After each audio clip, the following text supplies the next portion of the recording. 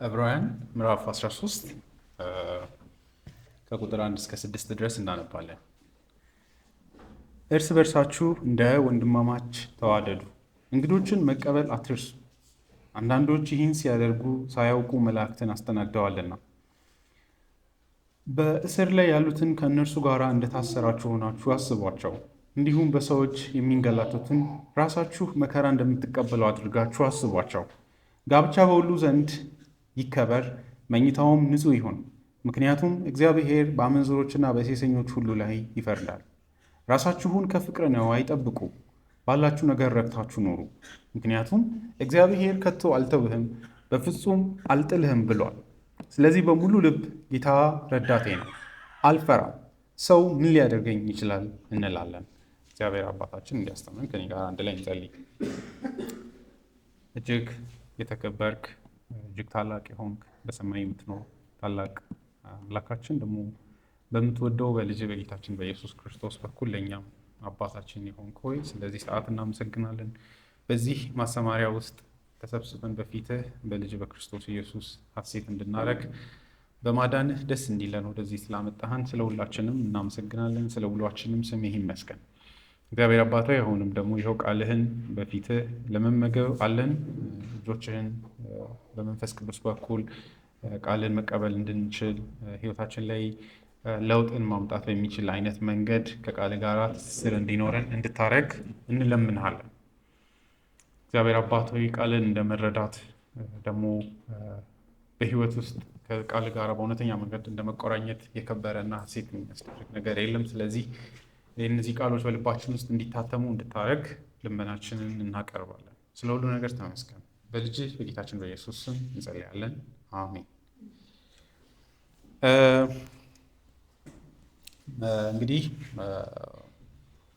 ለክርስቲያን እንዴት እንኑር በሚል እናያለን። ሁሌም የወንጌሉ ስብከት መጨረሻ እነዚህ ናቸው። እንደምታውቁት ሁሉም የአዲስ ኪዳን ስብከቶች ላይ መጨረሻ ላይ በወንጌል ከተነገረን በኋላ መጨረሻ ላይ እንዴት እንኑር የሚለው የክርስቲያን ህይወት የወንጌሉ እውቀት መጨረሻ ሆኖ እናያለን። ስለዚህ ይሄ ድንገተኛ እንዳይመስለን በሆነ ረገድ በመርህ ደረጃ ቴዎሎጂካል አንድምታ አለ። ሁሌም መጨረሻ ላይ መምጣቱ በዝርዝር መልክ ማለት ነው አይደለ? ልናስብ ዘንድ ይገባል ማለት ነው። አንድምታው ምንድን ነው ካላችሁ ወደ እነዚህ ትእዛዞች ከመሮጣችን በፊት ወንጌሉን በሚገባ መንገድ መገንዘብ መቻል አለብን። ዛሬ በእነዚህ ጥቅሶች ፓንች ሳረጋችሁ ወንጌሉ ላይ እንደምትወድቁ በማመን ነው። ስለዚህ አንዳንዴ እዚህ ጋር ሲመጣ ድነት በጸጋ ነው በስራ አይደለም ይህን ስላስተምራችሁ ብዬ መጨነቅ የለብኝም። ምክንያቱም እስካሁን የተማራችሁትና ያወቃችሁት ነገር ልባችሁን ሰፋ ሊያደርገው ይገባል። ምክንያቱም ዩሃቭ እግዚአብሔር እና ኢየሱስ የሚወዳችሁ እንዳለ ተነግሮ ነው። ማለትም ኃጢአትን ብታደርጉ እና ኃጢአት በህይወታችሁ ውስጥ ቢኖር የሚተዋችሁ አዳኝ የለም በሚል ፋውንዴሽን ላይ ሐዋርያው ጳውሎስ ሮሜ 6 ላይ በጣም ስትራይክ የሚያደርጉ ነገሮች ከጸጋ በታች እንጂ ከህግ በታች አይደላችሁም፣ ስለዚህ ኃጢአትን ታገሉ ይላል። ኢንትረስቲንግ ነው አይደለ? ምን ማለቱ ነው ብትሉ በቀላል ቋንቋ አይዟችሁ you are under grace፣ ከዚህ በግርፊያ የሚያወጣችሁ ሰው የለም። if you fail in fighting sir፣ ኃጢአትን በመታገል ጽድቅ በማድረግ በመሮጥ ውስጥ ማለት ይሄንን በመረዳት ነው ተረጋግተን የእግዚአብሔርን ህጎች ማንበብ ያለብን። በእግዚአብሔር በጸጋ ሴፍ በሆነ እውነታ ውስጥ ነው እነዚህን ህጎች መስማት ያለብን። ፌል ባረግስ ይህንን እንደሚፈለገው ባልሆንስ የሚል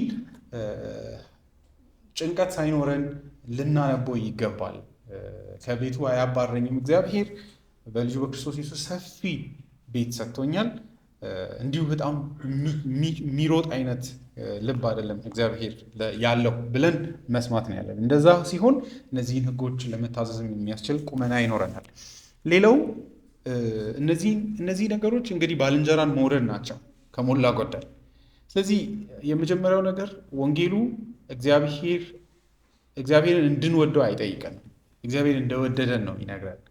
እግዚአብሔር ከነ ኃጢአታችን እንደወደደን ደግሞ ከነ ኃጢአታችንም ወደ ራሱ በልጁ በክርስቶስ ኢየሱስ እንደጠራ ነው። ይሄ ቀላል ነገር ሊመስለን ይችላል፣ ግን ወሳኝ ነው።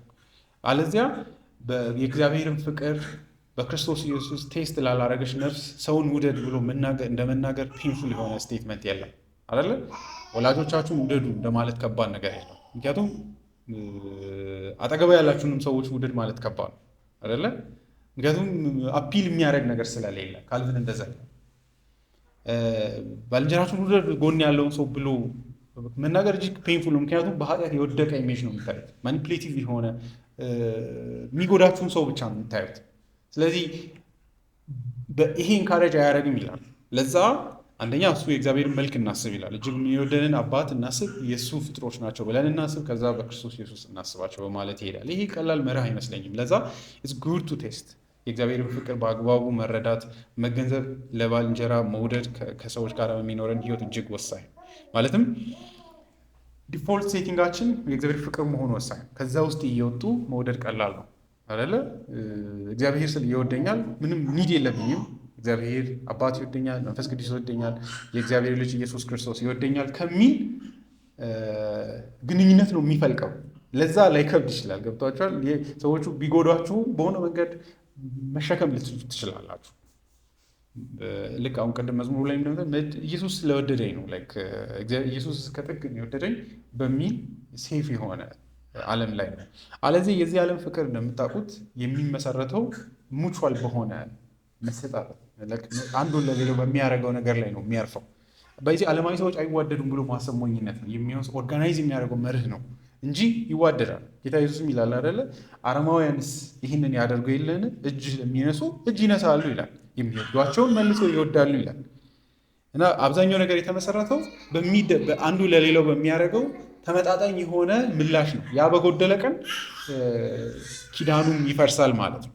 ግን የወንጌሉ ለየት የሚያደርገው የምትነሱበት መሰረት ፍቅርን ለመሸመት ከሰዎች ለማግኘት ብላችሁ አትወጡ። እግዚአብሔር እንደወደዳችሁ። ምክንያቱም እነዚህ ከቁጥር ምዕራፍ 1 እስከ 12 ያለውን ወንጌሉን ሪች የሆነውን የእግዚአብሔርን አባታዊ ሴፍ የሆነውን መረዳት ወንጌሉን መገንዘብ ቀላል አይደለም። ይህ መርህ ልክ ቲቶ ላይ ጳውሎስ ስለ ጥላቻ ሲያወራ እኛ ራሱ ከዚህ በፊት እየጠላንና እየተጥላላን ነበርን ይላል። እስከ መቼ ድረስ ይባል? የአዳኛችን የእግዚአብሔር ፍቅር እስከሚገለጥ ድረስ ይላል። ሶ ሲግኒፊካንት አይደለ? የእኛንም ህይወት የቀየረው የእግዚአብሔር ፍቅር መገለጥ ነው ይላል። ስለዚህ የጸጋ ወንጌልን መረዳት ቀላል ነገር አድርጋችሁ እንዳትወስዱ። በዛ ረስት ካላረግን በህይወታችን በሚኖሩን ትስስሮች ዲስአፖይንትድ እንሆናለን። ሌላው ግን ደግሞ እንዳልኳችሁ የእግዚአብሔርን ህግ ለመታዘዝ በሚደረግ ትግል ውስጥ እንደሚፈለገው ህይወታችን ባይሆን ያንሰላችሁ ችግር የለውም አይደለም። ግን እግዚአብሔር እንደሚወደን እና ዕብራውያን ጸሐፊም እንደነገረን በድጋማችን የማይራድን ሊቀ ካህናት የለንም የሚለው እያሰብን ነው መቅረብ ያለብን። በዚህ ምንም ኳሊፋይ ሳይደረግ እርስ በርሳችሁ ተዋደዱ የሚል ትእዛዝ ቢነገረን መደንገጥ የለብን። እዚህ ጋር እንግዲህ እርስ በርሳችሁ እንደ ወንድማማቾች ተዋደዱ ሲል ተዋደዱ ከማለት ይልቅ እንደ ወንድማማች ተዋደዱ ይላል። which is interesting። የቸርች ሰዎችን እንዴት ልውደድ? በክርስቶስ ኢየሱስ ያሉትን እዚህ ጋር እንግዲህ ማየት አለብን። ዓለማዊ ሰዎችን ስለመውደድ አይደለም የሚያወራው። በመሰረቱ ቁጥር 2 ላይም 3 ላይም ሲያወራ ስለ ቸርች ሪሌሽን ነው የሚያወራው። እንግዲህ ይሄ ማለት ከውጭ ካሉ ሰዎች ጋር ምንም ፍቅርና ትስስር የለንም አይደለም። ጳውሎስ ገላትያ ላይ ባለፈውም ስንማር እንደነበረው ከሁሉ በፊት ለሰው ሁሉ መልካም፣ ነገር ግን ከሁሉ በፊት ለእምነት ቤተሰቦች መልካምን እናድርግ ይላል። ስለዚህ ለሰው መልካም አናደርግም ማለት አይደለም፣ ስለ ሰዎች ግድ የለንም አይደለም። ግን ክርስቲያኖችን የምንወድበት ፍቅር ግን ይለያል። እንደ ወንድማማች ነው የምንወደው፣ ይለያል። ይሄ ምን ማለት ነው ብትሉ፣ ይሄ ብዙ ሰው ላይሰማው ይችላል። አይ ፊር ዛት በዚህ ዘመን ያለው የቸርች መረዳት ክፋቱ ይሄ ነው። ሰዎች ይሄ ዝም ብሎ አይድል የሆነች አጠቃላይ ቸርች መውደድ አይደለም። ሎካል ቸርችን መውደድ እግዚአብሔር በመግቦቱ እንደ ወንድም ያቀራረብንን ሰዎች ስለመውደድ ነው የምናወራው።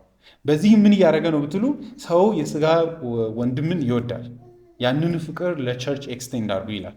ያው አንዳንዴ በስጋም ላንዋደድ እንችላለን፣ ግን ናቹራል የሆነውን ሪሌሽን ነው እያወራን ያለ ነው።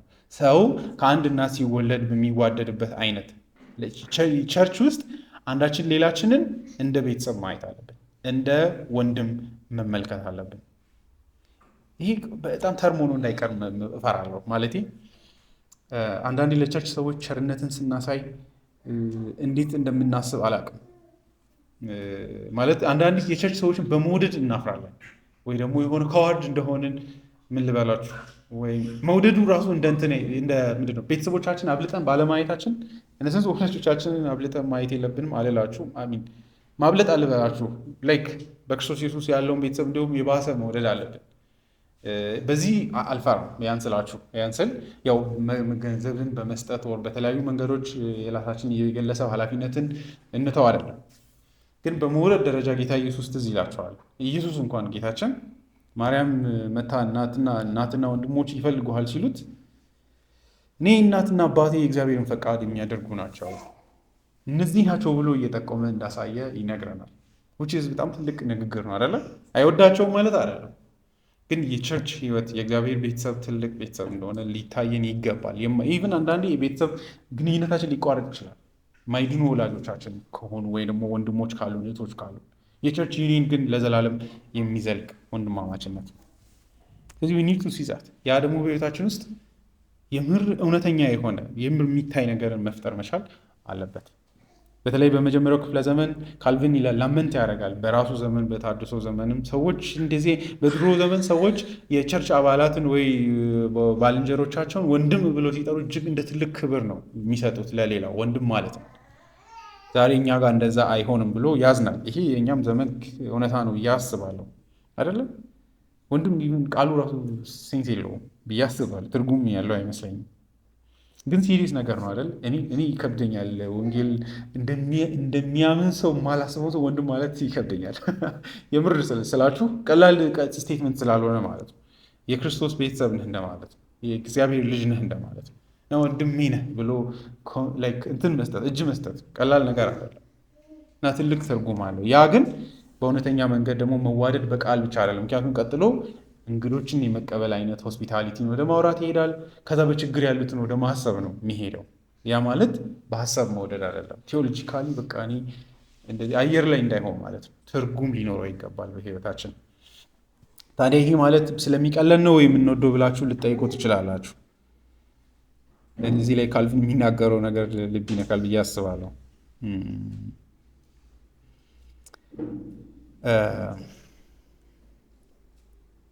ይሄንን ለሰው ማስታወስ ለአማኞች ማስታወስ ተራ ነገር ሊመስለን ይችላል ይላል፣ ግን እንዳትንቁ ይላል።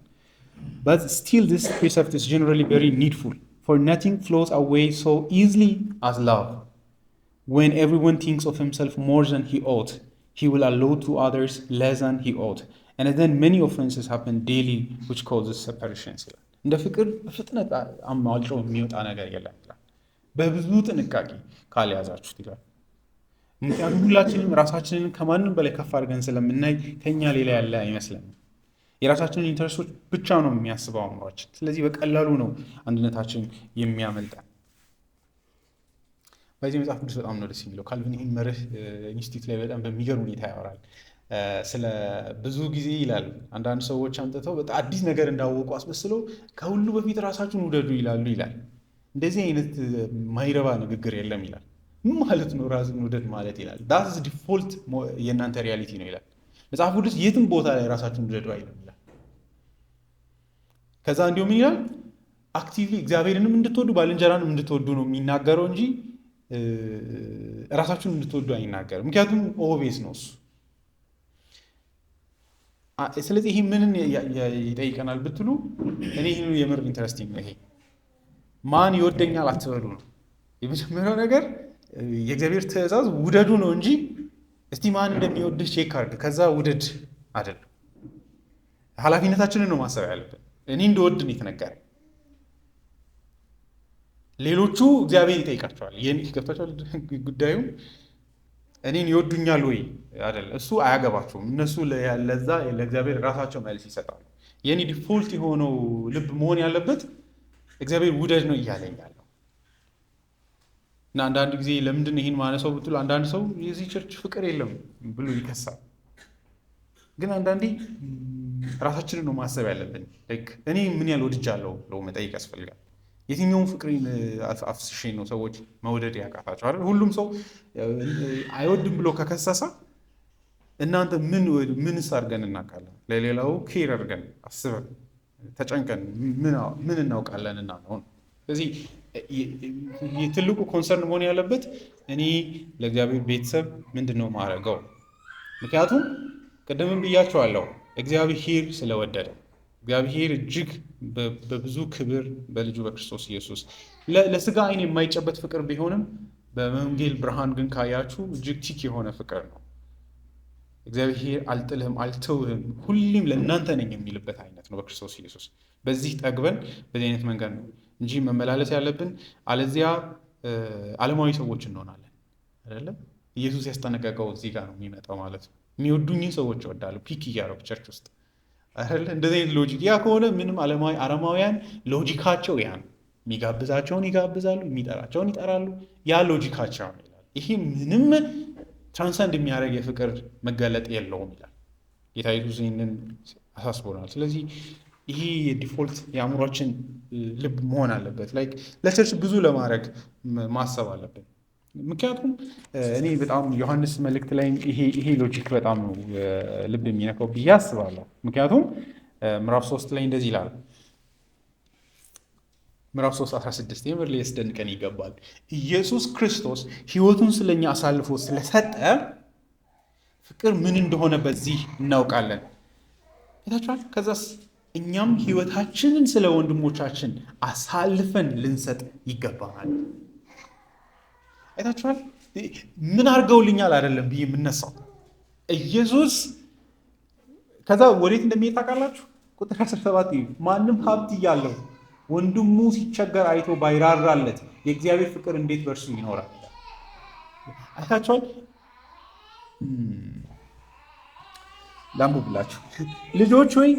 ልጆች ሆይ በተግባርና በእውነት እንጂ በቃልና በአንደበት ብቻ አንዋደድ። እኛ የእውነት ወገን መሆናችንን በዚህ እናውቃለን፣ ልባችንንም በፊቱ እናሳርፋለን። የእግዚአብሔር ፍቅር በእኛ ልብ ውስጥ የመኖሩ ማሳያው የቸርች ወንድሞችን በመውደድ ነው። እኔ የምወደው ለምንድን ነው ብትሉ እስና ረባሁት የእናንተ ሌሎች ላረጉላችሁ ነገር ምላሽ አድርጎ ፍቅርን መስጠት አይደለም። የእግዚአብሔር ፍቅር ቤቱን እናንተ ልብ ውስጥ ሲሰራ የሚመጣ እሱም ኢየሱስ ነፍሱን እስከ መስጠት ድረስ እንደወደዳችሁ ካላመናችሁ you can't do anything good for people። የምሬን ነው የምላችሁ። ኢየሱስ አንድ ጊዜ ስለ አሹራንስ ኦፍ ሳልቬሽን ወሳኝነትም ከዚህ በፊትም ኤፌሶን ላይ አውርቻለሁ። ላይክ ክርስትና ጳውሎስ ይላል አይደለ? እግዚአብሔር በክርስቶስ ይቅር ስላለን እኛም ሌሎችን ይቅር ልንል ይገባል። እውነተኛ ይቅርታ ልባችን ሊያሳይ የሚችለው እግዚአብሔር ልጁ አድርጎ ቆጥሮኛል፣ ይቅር ብሎኛል ብላችሁ ካመናችሁ it steams out of that kind of condition። በዛ ላይ የረጋ ሲሆን ከዛ ነው እየተነሳ አክት የሚያደርገው። እዚህ ስለ ሰዎች ፍቅር አይደለም የምናወራው፣ ወይ ደግሞ ቸርች ውስጥ ያሉ ሰዎች ምን ያህል ይወዱኛል በሚል መርህ አይደለም የምንመላለሰው። ለራስ eat the love of God in Christ እንጥገብ ነው የእግዚአብሔርን ፍቅር። ራሳችንን ማስታወስ መቻል አለብን። የምር እግዚአብሔር ይወደኛል። ላይክ እግዚአብሔር ኃጢአተኞችን ይወዳል ራሱ አትበሉ ይላል ካልቪን። እኔን ይወደኛል እግዚአብሔር በሉ። ገላትያ ላይ ያለውን ሲናገር ጳውሎስ ኢየሱስ ራሱ እርሱን እንደወደደ ይናገራል። ያ አይነት እርግጠኝነት ከሌለንና በዛ ፍቅር ልባችን ሶክድ ካልሆነ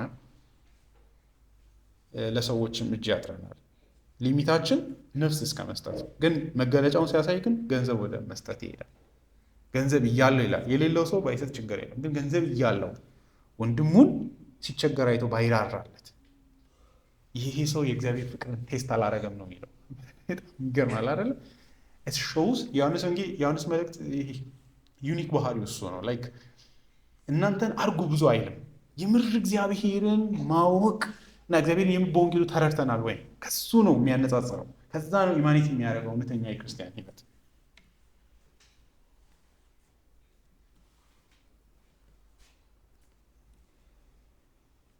ስለዚህ የቸርችን ጠንካራ የሚያደርጋት የጌታ ፍቅር ነው። የክርስቶስን ፍቅር የተረዱ ሰዎች መሆን። ብዙ ጊዜ የሚነጫነጭ ሰው ካያችሁ የእኛም ፍቅር አይደለም ያጣው፣ እግዚአብሔርን ፍቅር ነፍሱ ስላልጠገበች ወደዛ ነው የሚሄደው። ገብቷችኋል? ምክንያቱም እዚህ ቤት ኦርጋናይዝ የሚያደርገው መርህ እግዚአብሔር ስለወደደኝ፣ እግዚአብሔር በክርስቶስ ኢየሱስ ስላሰበኝ ስሙ ይመስገን ከሚል የህይወት ኮንዲሽን ነው ይሄ ህይወት የሚፈልቀው። ምክንያቱም ኃጢአተኛ ሰዎች ከዛ በክርስቶስ ኢየሱስ ወደ ቤቱ መተን ለመዋደድ የምንሞክር ኃጢአተኛ ሰዎች ስለሆንን ማለት ነው። ግን ሁሌም ወደ ህይወት የሚመልሰን የክርስቶስ ኢየሱስ የእግዚአብሔር በልጁ ያለው ፍቅር ነው።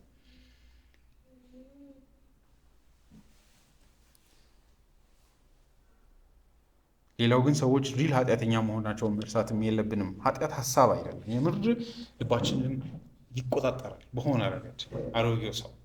አንዳንዴም መውደድ ሰዎች ሲቸግራቸው ስናይም ያንን መርሳት አያስፈልግም። ስለዚህ የእግዚአብሔርን ልጆች ወንድሞቻችንን ልንወድ ዘንድ ይገባናል። የመጀመሪያው የፍቅር ማሳያ ቁጥር 2 ነው። እንግዶችን መቀበል አትርሱ። አንዳንዶች ይህን ሲያደርጉ ሳያውቁ መላእክትን አስተናግደዋል ይላል። Be not forgetful to entertain strangers, for thereby some have entertained angels unawares ይላል። እንግዶችን መቀበል አትርሱ የሚለው ለምንድን ነው? እንግዶችን ተቀበሉ ሳይሆን የሚለው አትርሱ ነው የሚለው። መርሳት ከምን ሊመጣ ይችላል? በመጀመሪያው ክፍለ ዘመን እንደምታውቁት ሆቴሎች፣ ካፌዎች፣ መኝታ ቤቶች የሉም አደለ? ከተማዎች ብዙም የሉም። ስለዚህ ከአንድ ቦታ ወደ ሌላ ቦታ ስትሄዱ ማረፊያ ቦታ የማግኘት እድላችሁ ዝቅተኛ ነው። አንዳንድ ቴክስቶች ትዝ ይሉናል አይደል? ለምሳሌ ሁለተኛ ነገሥት ላይ አንደኛ መሳፍንት ላይ ትዝ ይላቸዋል። አንድ ግለሰብ ሚስቱን ከወላጆቿ ቤት ይዞ ሲመለስ ምንም ማረፊያ ቤት ስላልነበር አንድ ቤት አንኳኩቶ ሲገባ ከዛ የተከሰተውን ታሪክ ታውቃላችሁ። ግን ዩሲ ሰዎች ቤት ነው የሚሄዱት። ሰው ቤት ነው የሆነ ሰው ነው መጥቶ እንግዳ የሚቀበላቸው። ኢቨን አይ ዶንት ሪሜምበር ግን ኦልድ ቴስታመንት ላይ እንግዶችን ስለመቀበል እንደዚህ አይነት ጥቅስ ትእዛዝ ራሱ አለ እግዚአብሔር የሰጠው። ገብቷቸዋል። አልጋ ቤቶች፣ ማረፊያ ቤቶች ተብሎ ይሄ እንደዚህ አይነት ነገር የለም። ከተማም ስለሌለ ሰው ያን ያህል ኢንቨስት አያደርግም አይደለ? ሜቢ አንድ ሰው በ2 ወር አንዴ ነው የሚያልፈው በሆነ ቦታ አቋርጦ። ስለዚህ ያላችሁ ትልቁ እድል እንግዲህ ማረፊያ ቤት ኦፈር የሚያደርጉ ሰዎችን ማግኘት ነው።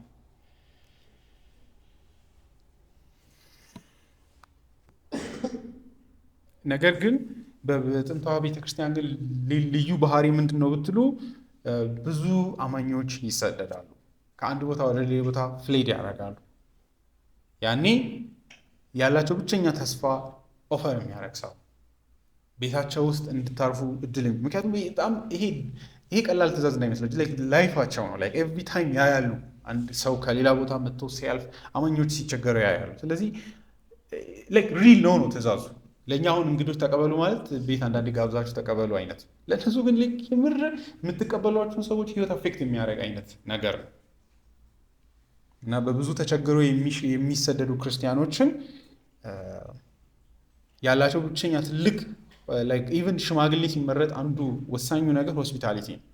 እንግዶችን ሌላው ደግሞ ራሱ ስታዩ ዊዶ የሆነች ሴትን ጳውሎስ በጣም አክብሯት። ማንን ስትሉ ግን እንግዶችን ሆስፒታብል ሆና ትቀበል የነበረችን ሴት በብዙ ኬር ውሰድ ይላል ጢሞቴዎስን። ይህ ሪል ህይወትን አፌክት የሚያደርግ እግሮቻቸውን የምታጥብ ምናምን ሲሉ እንግዲህ ያው ታውቃላችሁ በአቧራ መካከል አልፎ ነው የሚመጡት። እንደዛ ሆስፒታብል ሆኖ የሚቀበሉ ሴቶችን ዊዶ ሲሆኑ ባሎቻቸው ሲሞቱባቸው በጣም በአክብሮት ኢቨን እንዲያው ሌሎችን ሴቶች ይሄ ወርልድ ሊሆነች ሴትን ምናምን ሪከርዷ ታይቶ ብዙ ኬር አታርግ ይላል። እንዲያው የሚገርማችሁ እንደ ሪዋርድ ሲያወራ ማለት ነው። ስለዚህ ሪል ነገር ነው ልላችሁ ነው።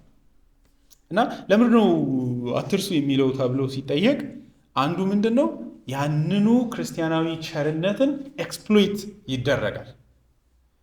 ገብቷችኋል? እንዲያው አንዱ ሲያወራ ክርስቲያን በመምሰል አንዳንዶች ያንኑ ሆስፒታሊቲያቸውን የክርስቲያኖችን ይጠቀሙበታል። እንዲያውም ዳይዳኬ ላይ ያለውን በመውሰድ እንግዶችን ከ1 ቀን በላይ እስከ 3 ቀን በላይ ማሳደር እንደሌለባቸው፣ ገንዘብ ከጠየቁ መስጠት እንደሌለባቸው እንደዚህ አቢዙን ያሳየናል። ያ ሆስፒታሊቲያቸው ይሄ እንግዳ የመቀበል ባህላቸውን የሚጠቀሙ ሰዎች ስላሉ እነሱን እንዴት እንደሚያጠሉ ለማሳየት የተጻፈም ነው እና በጊዜ የነበረውን አቢዝ ሊኖር እንደሚችል ያመለክተናል በማለት ይናገራሉ። ሌላው ግን እንግዳ መቀበል በራሱ ሪስክ ነው አይደለ?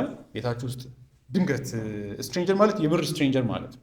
እንስንስ ከሩቅ ቦታ የመጣ ዘመዳችሁን ተቀበሉ አይደለም እያለ ያለው፣ ወይ ደግሞ የምታውቁትን ክርስቲያን ጓደኛ አይደለም። ምንም አታውቁትን ሰው ክርስቲያን ሆኖ ድንገት ሲያልፍ ቤታችሁ ውስጥ ትቀበላላችሁ።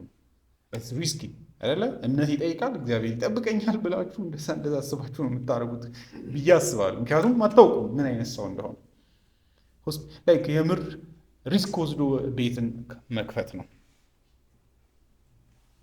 ግን እዚህ ጋር ክርስቲያኖችን ነው የሚለው። ያው እንግዲህ በክርስቶስ ኢየሱስ እንደሆኑ ሬድ ነው። በደል አይደርስም አይደለም። በደሉ ግን አገልግሎቱን እንድታቆሙ ሊያደርጋቸው አይገባም። አንዳንድ መጥፎ ነገሮች ይከሰታሉ። ያው መጠንቀቅም አለብን አይደለ? እንግዳ ቤት ስናሳደር ዝም ብለን ናይቭ መሆን የለብንም። ይህን ያው ሪል ሊሆን የሚችል አንዳንድ አጋጣሚ ቢመጣ መጠንቀቅ አለብን አይደለ? ልጆቻችሁን ሴት ልጅ ቢኖራችሁ ምናምን ሰውየው ምንም ክርስቲያን ቢሆንም ዩ ሹድ ቢ ኬርፉል በሆነ ሴንስ እንደዚህ አይነት ጥንቃቄዎች መደረግ አለባቸው ብዬ አምናለሁ። የሆነ ዝም ብለን ሰዎቹን ክፉ ማድረግ አይደለም፣ ከህይወት እውነታ የተነሳ አንዳንድ ጥንቃቄዎች መደረግ አለባቸው። እንግዳ መጣ ተብሎ ያው መሞኘት የለብንም ብዬ አስባለሁ። ግን ያ አይነት አደጋ ሆስፒታሊቲን ግን እጆቻችንን እንድንሰበስብ ሊያደርግ አይገባም። አንድ ሰው ስለ እግዚአብሔር ሆስፒታሊቲ ያወራል። እግዚአብሔር እኛን በክርስቶስ ኢየሱስ እጅግ አረመኔ የሆኑ ሰዎችን ወደ ቤቱ አስገብተዋል ይላል። ማለት ጳውሎስ እንዲሁም ይላል አይደለ? እግዚአብሔር እንዴት በክርስቶስ እንዴት እንደራራለት ሲያወራ ምንም እንኳ ወንበዴ በሆንም ክፉ በሆንም አሳዳጅ በሆንም ክርስቶስ ግን ምን አደረገኝ ይላል፣ በቤቱ እንደ አገልጋይ ሾመኝ ይላል ጳውሎስ። አንኢማጂነብል እንደሆነ ሲያወራ እንዴት እንደኔ አይነት ክፉ ሰው እንደዚህ አይነት ቦታ ይሰጣል በማለት እና እግዚአብሔር በክርስቶስ ኢየሱስ እኛን ተቀብሎናል። ጳውሎስ ሮሜ ምዕራፍ 15 ላይ ክርስቶስ እናንተን ለእግዚአብሔር ክብር ተቀብሏቸዋል ይላል። ሆስት እንዳረገ ሲያወራ ማለት ነው። ቤቱን ከፍቶ ተቀብሏቸዋል። ዲፕሊ በሆነ ነገር ለእኔ እግዚአብሔርን ከማወቅ ነው የሚፈልቀው። አሁን እግዚአብሔር ለእናንተ ምን እንዳደረጋችሁ ከመገንዘብ ነው አይደለ? ለምን ብዬ ምናምን ትላ አለዚያ እንደዛ ነው የምትሉት ነው። እግዚአብሔር ግን ሆስፒታብል እንደሆነ ለእናንተ ደጆቹን ምንም እንኳ ክፉ እንደሆናችሁ ብትሆኑ በቸርነት ኢንቫይት እንዳደረጋችሁ ስታምኑ ልባችሁ ይራራል። እግዚአብሔርን የመምሰል አንዱ እንደ ትልቅ ማሳያ ነው ብዬ አምናለሁ። ሪል አክት ኦፍ ካይንድነስ ነው አይደለ? ዘመድም ይረብሻል። በእርግጥ ግን ስትሬንጀር ሰው መቀበል ትልቅ እግዚአብሔርን የመምሰል ባህሪ ነው።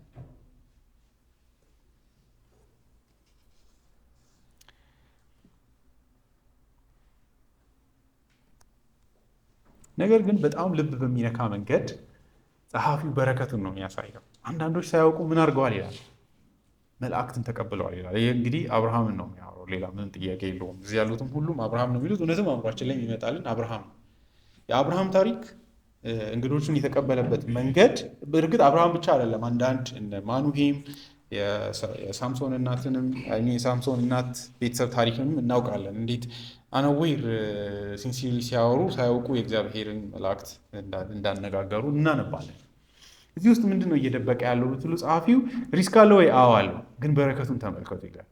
አንዳንዶች ሳያውቁ መላእክትን ተቀብሏል። የሚገርማቸው አብርሃም የተባረከባት ቀን ያቺ ናት አይደለ? ከዛ አወሩና በሉ ጠጡና ሲወጡ ግን የተስፋ ቃል ሰጠው። በዚች ቀን በሚመጣው ዓመት ይውል ሀበሳን አሏቸው። ባርከው ወጡ። ጸሐፊውም እኮ ዝም ብሎ እንግዳ ኢንተርቴን ማድረግን አይደለም እያወራ ያለው። ሳታውቁ ዩሜይ ላንድን ግሬት ካይንድነስ ኦፍ የእግዚአብሔር በረከት ቤታችሁን ሊመጣ ይችላል።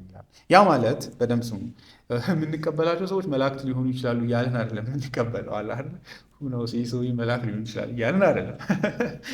በሚገርማቸው ሁኔታ አብርሃም ራሱ በጣም ጀነረስ ሰው ስለሆነ ነው የተቀበለው። አውቆ እንዳይመስለን። አንዳንዴ ስናነብ ጸሐፊው ራሱ አናዌር ነው የሚለው፣ አስበው አይደለም።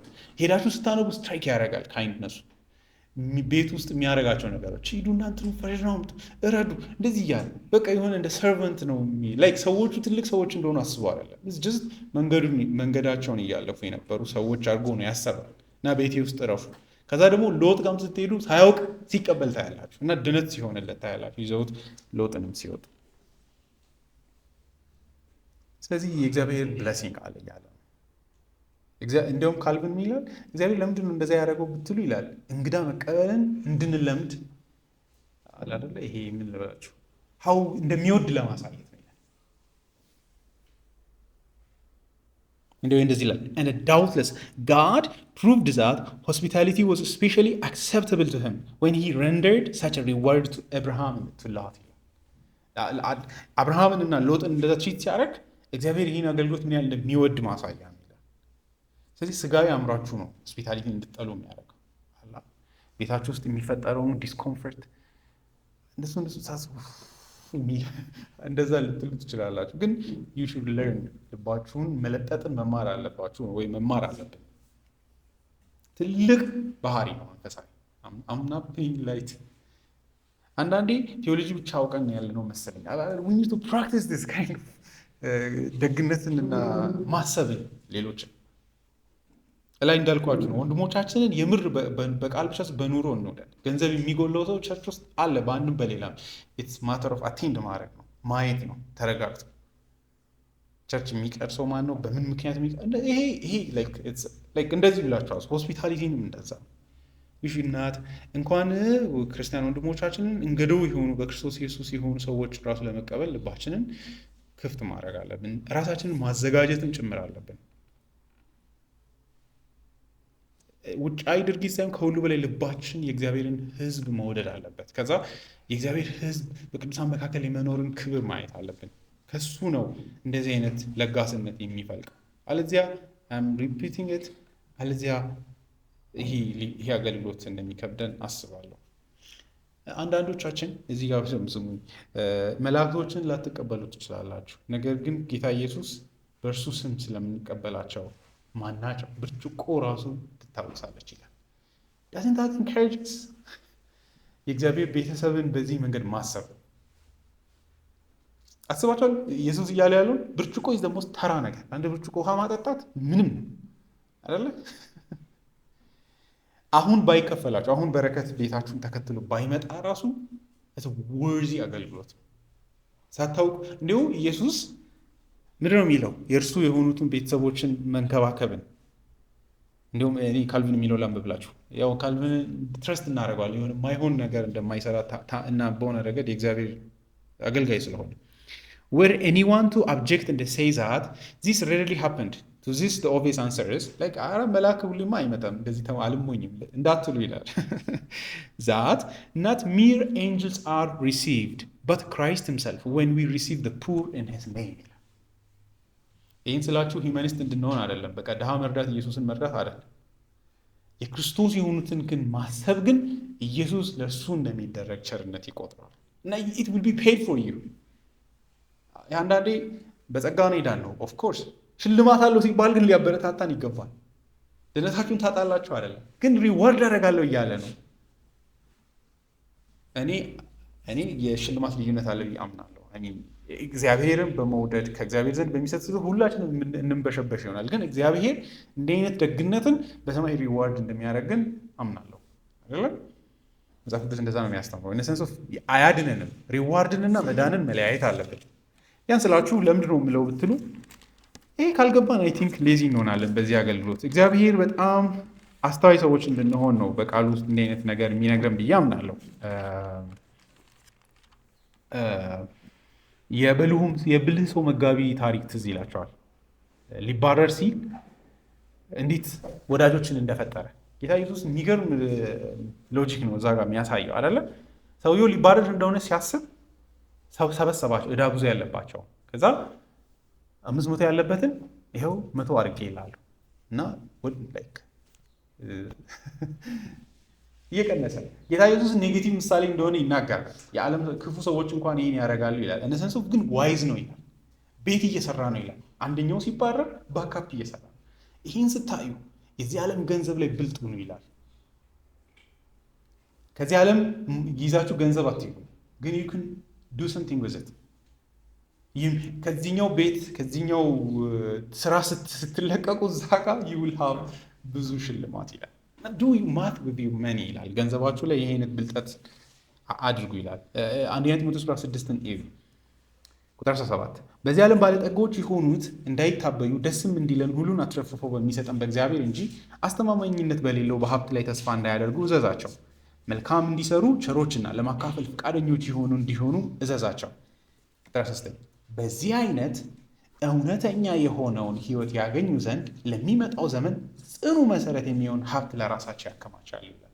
ለራስ ቢ ዌልዚ ኢን ጉድ ወርክስ በተለይ በሰዎችን ጀነረስሊ ትሪት በማድረግ ገንዘባቸው የጠፋ እንዳይመስላችሁ።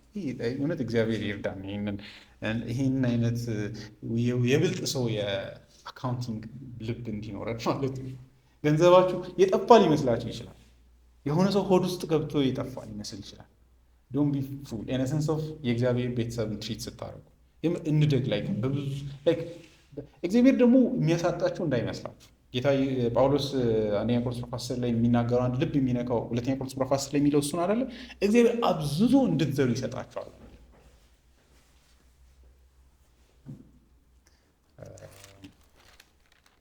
በጣም ቸር እንድንሆን ብዬ ነው። አይጎድልባቸውም። አይ ነው እንደሚያስፈራ ገንዘብ ጠፍቶ የሚቀር ሊመስለን እንደሚችል አውቃለሁ። እሱን ነው ግን ሲታጨድ መልሶ የሚያፈራ አይመስልም። ግን ብልጡ ነው እግዚአብሔር። የምር እንደዚህ አይነት አገልጋዮችን አብዝቶ ትሪት ያደርጋል።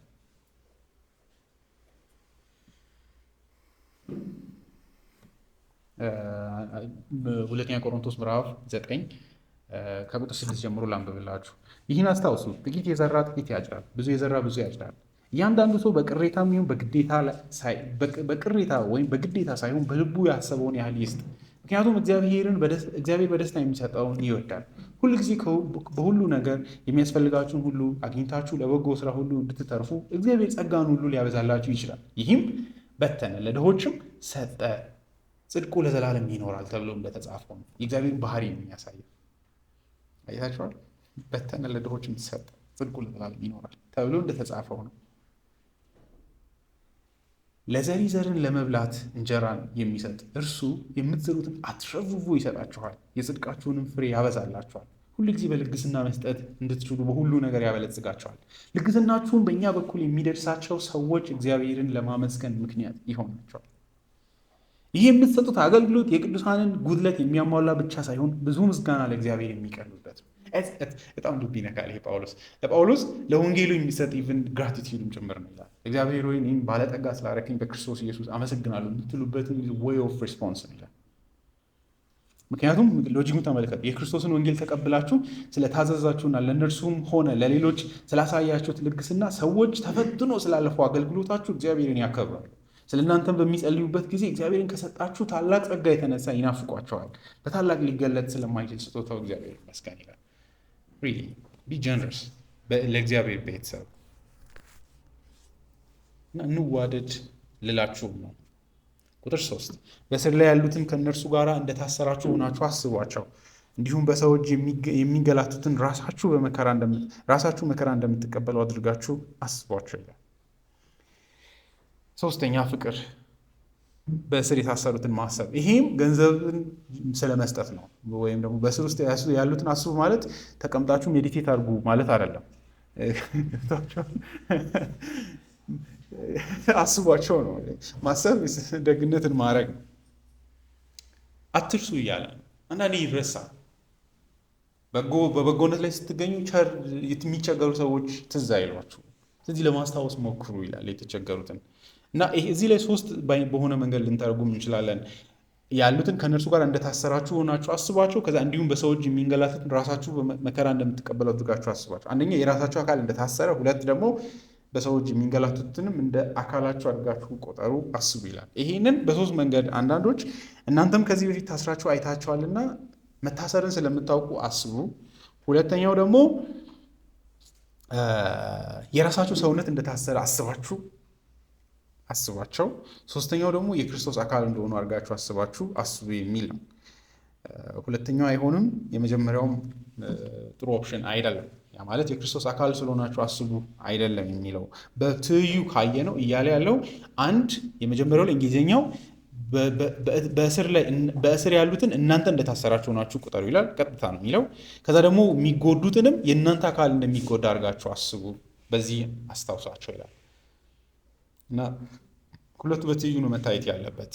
የራሳችሁ ሰውነት እናንተ እንደታሰራችሁ ናችሁ ቁጠሩ። ከዛ ሁለት ደግሞ ይሄ ምን ያሳየናል ብትሉ ደግነት አንዳንዴ የሚመጣው ሌላውን እንደ ራስ ከመቁጠር ነው። አንድ ሰው በጣም ልቤን የነካው እንዲሁም ምን ይላል ስቴትመንት በጣም እውነት ልብ ይነካል።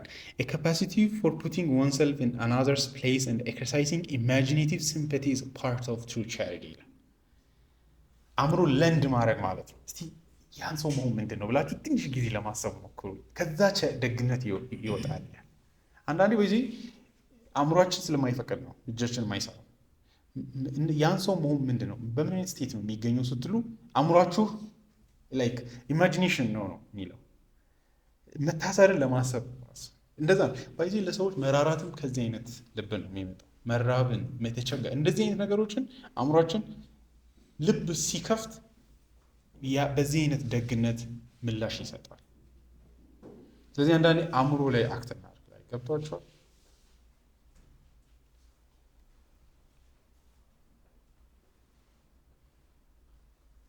Calvin, there is nothing that can give us more genuine feeling of compassion than to put ourselves in the place of those who are in distress. Hence he says that we ought to think of those in bonds as though we were bound with them. እኔ እውነት ክርስትና የሚነጫነጭ ሰዎችን አይደለም የሚገምተው ነሰንሶ በክርስቶስ ኢየሱስ አርፈው ለሌሎች የሚያስቡ ሰዎችን ነው የእግዚአብሔር ወንጌል መፍጠር ያለበት። እኔ አንዳንዴ ስለ ራሴ ማዝናለሁ ስለሌላውም ሰው ነሰንሶ ሁሌም እና ላይክ በጣም እንደ አንድ ጡጦ እንደተጣለ ልጅ ነው የምናለቅሰው። ላይክ አላህ የሚወደኝ የለም የሚከታተል ማን ነው ላይክ እንደዚህ ማላዘን ነው እንጂ እግዚአብሔር በክርስቶስ ኢየሱስ በጣም የራሱን ችግር ይዞ እኛን እንደወደደን አናስብ። ከዚህ በፊት ዮሐንስ ወንጌል ላይ ስንማር እኔ ታስታውሳላችሁ ብዬ ተስፋ አደርጋለሁ ማቲን ያለውንም ኢየሱስ በብዙ ስቃይ ነፍሱ ተጭና እናቱን ከሞተ በኋላ ማን ቴኬር እንደሚያደርግ ነው የሚያስበው ይላል መስቀል ላይ ተሰቅሎ ዮሐንስ እናቴን ቴኬር አድርግ ይላል። ማለት አንዳንድ ችግር ላይክ አእምሮን የሰዎችን ያስረሳል ሌላ ሰው ደግ መሆንን። ግን የክርስቲያን ልብ በዚህ አይነት መንገድ አይ ቲንክ ኤክሰርሳይዝ ማድረግ መልመድ አለብን። ሁሌ እኔ ተበድያለሁ እንደዚህ ነው ይሄ ዓለም ደግ አይደለም ብለን ከመኖር እግዚአብሔር በክርስቶስ ኢየሱስ ለእንድ ያደረገውን ደግነት በመረዳት እንደ ትልቅ ክብር ያለው በዚህ መንገድ እንደሆነ ማሰብ ይገባናል። ጌታ ኢየሱስ ብሏል አይደለ? ጳውሎስ ራሱ ያለው ብዙ የተቸገረ ሰው ነው። የጳውሎስ ሕይወት ሊያስገርመን ይገባል አይደለ? ሰዎች አገልጋይ ሆኖ ገንዘብ መስጠት የነበረባቸው ሰው ነው። አንዳንዴ በዚህ ዘመንም ሰው ጥቅስ ይጠቅሳል የጳውሎስን። በጣም አሳዛኝ እኮ ነው ድንኳን መስፋቱ። ከዛ ሁሉ ስብከት በኋላ ከዛ ሁሉ ፔን በኋላ ድንኳን ሰፋ ጳውሎስ። አገልጋዮች ድንኳን መስፋት አለባቸው ማለት ወንጀል ነው፣ ክራይም ነው። እዛ ላይ እሱ ራሱ የሚያወራው ሎጂክ አለ አይደለ? በሬ እንኳን እኮ ሲያበራ ይበላል ይላል። ደግሞ ሰው አይከለክልም። ይሄ ወንጌልም የምር ስራ ነው ይላል። እና ግን የጳውሎስ ሕይወት ግን ያስደንቃል አይደል? ቅድምም 9 ላይ ስታ ነው he cares for like መብቴ ነው ግን እናንተ ኦፌንድድ እንዳትሆኑ ብዬ አልጠይቃችሁም። በተለይም ደግሞ ሐዋርያት ሥራ 20 ላይ ያለው ደግሞ አሜዚንግ ንግግር አይደለም? በእነዚህ እጆቼ ስራ እየሰራ አጠገቤ ላሉት ወንድሞቼ በመስጠት የእግዚአብሔርን ጸጋን አሳይቻቸዋለሁ ይላል። በጣም ያስገርማል ብዬ አስባለሁ። የማንንም ብርና ወርቅ አልተመኘውም። ባይሆን ለምንድን ነው ያደረኩት ይላል? ጌታ ከሚቀበል ይልቅ የሚሰጥ ብፁዕ ነው ስላለ ይላል። ዊ ቲንክ መቀበልን እንደ ትልቅ ብፅዕና ነው የምንቆጥረው አይደለ? ግን ጳውሎስ በራሱ ችግር ለሌሎች ገንዘብ እንደምንም አግኝቶ መስጠትን እንደ ብሌሲንግ እንደ ባለጸጋ መሆን ደስተኛ መሆን ብሌሲንግ እንደሆነ ነው የቆጠረው። ኢየሱስ ነው ይህንን የተናገረው ይላል። አይ ነው ይሄ ዓለምና ልባችን መገልገልን እንደ ትልቅ እኔን የሚወዱ ሰዎች አሉ ማለትን እንደሚወድ፣ ግን እውነተኛ ብፅዕና ሌሎችን መውደድና ለሌሎች ማሰብና ለሌሎች ኬር ማድረግ። ጌታ ኢየሱስም ያስተማረን እሱ ነው። ከራስ በላይ ሌሎችን በመውደድ ውስጥ ታላቅ ግሎሪ አለ። ጌታችን አኮምፕሊሽ ያደረገው ማንነት እጅግ ክቡር የሆነ ፐርሶናሊቲ አይደለም። ማንም እንደሱ ሆኖ አያውቅም። ማንም ወደፊትም አይሆንም። ጳውሎስ ፊልጵስዩስ ምዕራፍ 2 ላይ የሚላል ስለራሱ አታስቡ ይላል። ጌታ ኢየሱስ ትልቅ ብለስድ በሆነ አይነት ሪያሊቲ ውስጥ ከመኖር ጉስቁልና የዋጣቸውን ባሪያ የሆኑ ሰዎችን ለማዳን የእነሱን ቦታ ወስዷል ይላል። ከዛ ግን ይዟቸው ወደ ክብር ወጥቷል። ያ ልብ እናንተ ውስጥ የሚኖር ይላል። እናንተ ምንድን ነው የምታዩት ለሌላ ሰው? ኢየሱስ ታላቅ ክብርን እንደሚቀማ አልቆጠረው። በውርደት ለመኖር አልሳሳም ይላል። ማለት ጥቅምን ሞት መብትን እኮ ነው። እነዛን እዛ ጋር ሎጂኩ እሱ ነው አይደለ? ሂዝ ራይት ነው። ተረጋግቶ መላእክት ሲያመልኩት ብለስድ በሆነ ኤግዚስተንስ የመኖር መብት አለ። ኢየሱስ እኛን ማዳን ግዴታ አለበት የሚል ቴዎሎጂ ከሰራችሁ ጋር ፉል ቆሮንቶስም ለዚህ ደስ የሚለው ለዛ ነው። እሱ ስለ እናንተ ድሃ ሆነ ይላል፣ ባለጸጋ ሲሆን ሳለ በእርሱ ድህነት እናንተ ባለጠጎች ትሆኑ ዘንድ ይላል። ዳት ኢዝ ግሎሪ ነው። ኢየሱስ በዛ ውስጥ አታሉላችሁ እንዳታስቡ ታላቅ ነገር አድርጓል። ሽልማቱም ጭምር ነው። ያንን በማጣት ውስጥ ያመጣቸውን ሰዎች እንደ ጊፍት ይቆጥራቸዋል። ስለዚህ እነዚህ አይነት ሰዎች እንሆን፣ ለሌሎች የምናስብ ሌሎች የምንጨነቅ ነው። ቁጥር 4 ጋብቻ በሁሉም ዘንድ ይከበር፣ መኝታውም ንጹሕ ይሁን፣ ምክንያቱም እግዚአብሔር በአመንዝሮችና በሴሰኞች ሁሉ ላይ ይፈርዳል። እኔ በሆነ ረገድ ሕጉን እየተከተለ ነው ብዬ አስባለሁ። በሆነ ሴንስ ዝሙት አለ፣ ከዛ ቀጥሎ ደግሞ መመኘት፣ ገንዘብን መመኘት አይደለ? ቁጥር 5 እና 6 ላይ ይመጣል። በሆነ ረገድ የሕጉን ሎጂክ ይከተላል ብዬ አስባለሁ።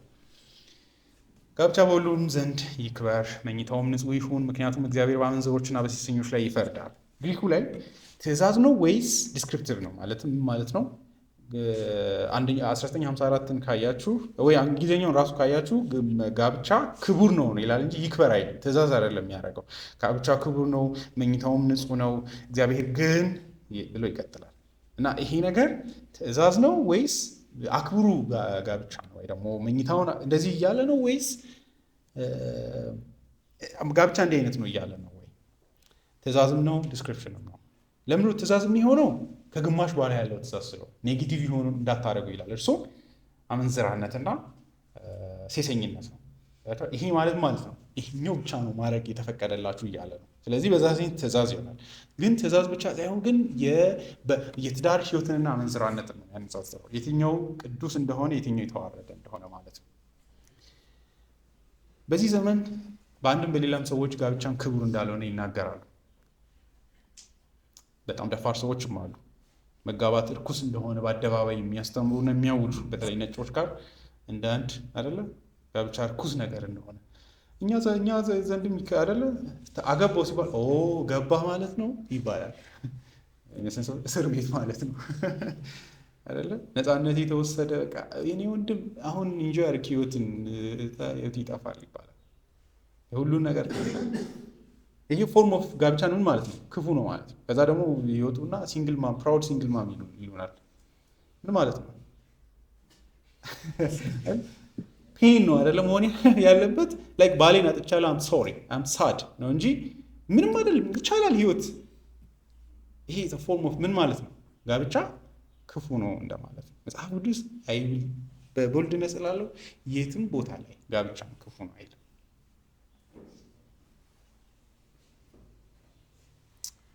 ጤናማ የሆነ በእግዚአብሔር ፊት የሆነ ጋብቻ ክቡር ነው። ተጋቡ ከማለት ክቡር ነው ማለት ያልፋል። ምን ማለት ነው? ቫልዩ ጀጅመንት ነው አይደለ? የተከበረ ኤግዚስተንስ ነው እያለ ነው። በጋብቻ መኖር እጅግ የከበረ ነው እያለ ነው። እዚህ ጋር ግን አንድ ነገር አስቡ። ጾታዊ ግንኙነት በጋብቻ ብቻ ነው። ላይክ ጋብቻ ወይም ዝሙት ነው ያለው። እሱን እንድታዩ እፈልጋለሁ አይደለ? በጋብቻ ብቻ ነው ጾታዊ ግንኙነትን የሚያወራው። ከዛ ውጭ ያለው ሁሉ ዝሙትና ሴሰኝነት ነው።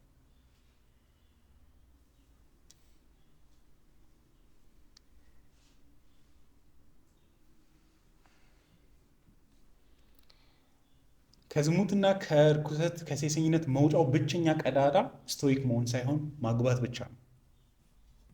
ምርጫ የላችሁም። 10 መጽሐፍ ምንም አታመጡ፣ እየተቃጠላችሁ ትኖራላችሁ ነው።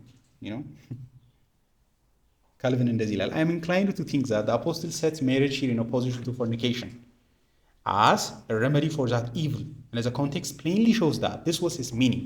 For before he threatens the Lord would punish fornicators, he first states what is the true way of escape, even if we live honorable in a state of marriage. ብቸኛው መውጫው ትዳር ብቻ ነው። አይ ነው ብዙ ሰዎች ብቻችሁን ሆናችሁ እንዴት እየተቀደሳችሁ ልትኖሩ እንደምትችሉ ማት ምክር ይመክራሉ። ውሸታቸው ነው፣ አይሰራም።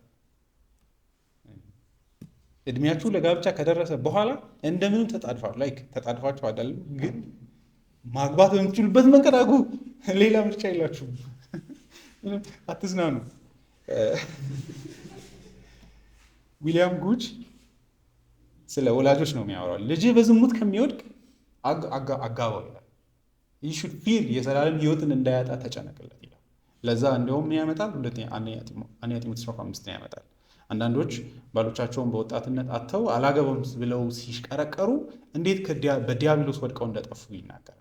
አንዳንዴ በሐሰተኛ ትምህርት አይደለም ሰው የሚጠፋው፣ ስለዚህ ያ ኮንሰርን ሊያደርጋችሁ ይገባል ወላጆችን ይላል። ስለዚህ እኛ ወላጆቻችን ኬር አላደረጉልንም። እንዲያው ጭራሽ ሳትበላ ሳትጠጣ ነበረ እኔ የሰማሁ አጠገቤ ያለ ሰው ሲያወራ የሰማሁት አላ ኢንጆይ አድርገህ ገና ልትደርቅ አይደለም። ዳስ ወርልድሊ ቶት ነው። ጋብቻ እጅግ ክቡር ነው። ችግር የለውም። ከኃጢአት የተነሳ የሚመጣ አደጋ የለም አይደለም፣ አለ ስትራግል አለ።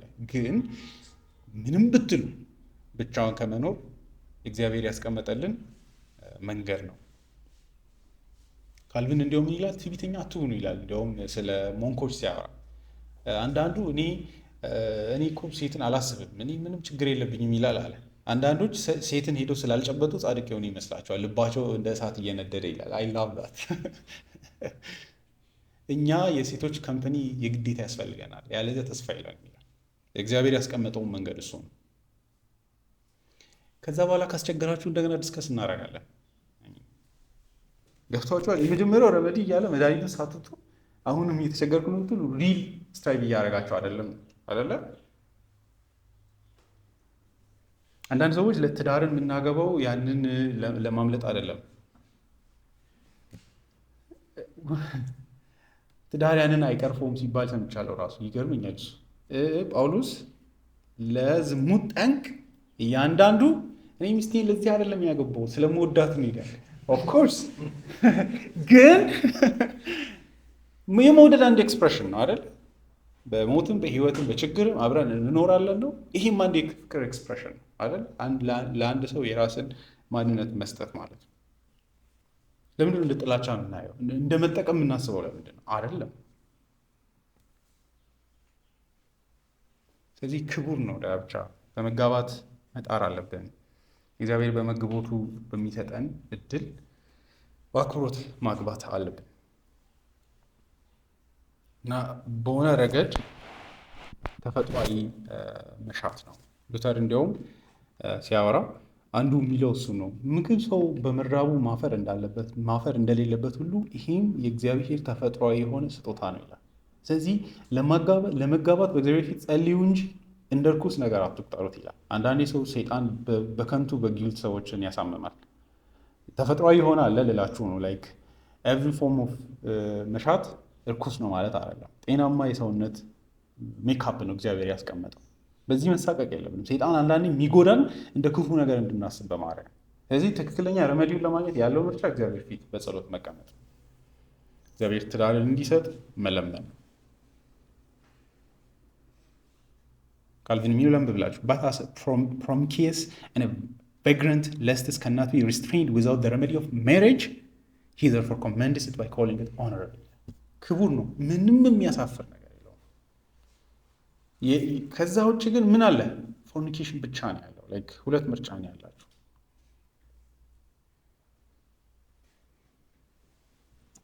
በትዳር ብቻ ነው ደግሞ የሚፈቀደው። አይታችኋል? ጋብቻ ንጹህ ነው። ከዚህ ግን የቀረው ምንድን ነው? ፎርኒኬሽን ይላል። ጋብቻን ያንን ንጽህናን ሴኪዩር የሚያደርግ ያደርጋል። በዛ ውስጥ ካደረጋችሁ አልጋው ንጹህ ነው ይላል። ከዛ ውስጥ ከወጣስ ፎርኒኬሽን እና ነገ እንጋባለን ተብሎም አይደረግም። ገብቶሻል? በኮቨነንት ነው ያ ነፃነት የሚሰጣቸው። በጋብቻ ብቻ ውስጥ ነው የሚቻለው።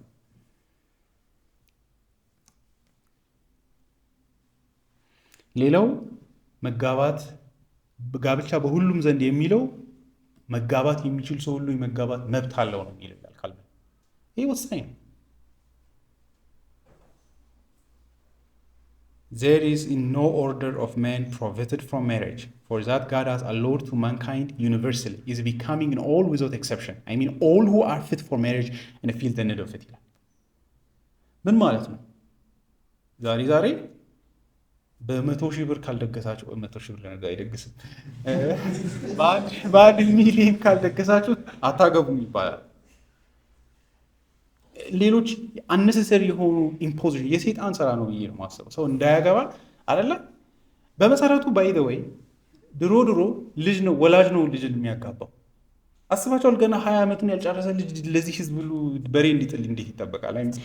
ቀልድ ነው እንዲህ ላይክ ከዛ ያንን ባለማድረጋችሁም ትወቀሳላችሁ። ኖ ወላጅ ነው መጣል ማረድ። አብርሃም ነው ለልጁ ለይስሐቅ ሁሉን ነገር ቴክ ኬር ያደረገው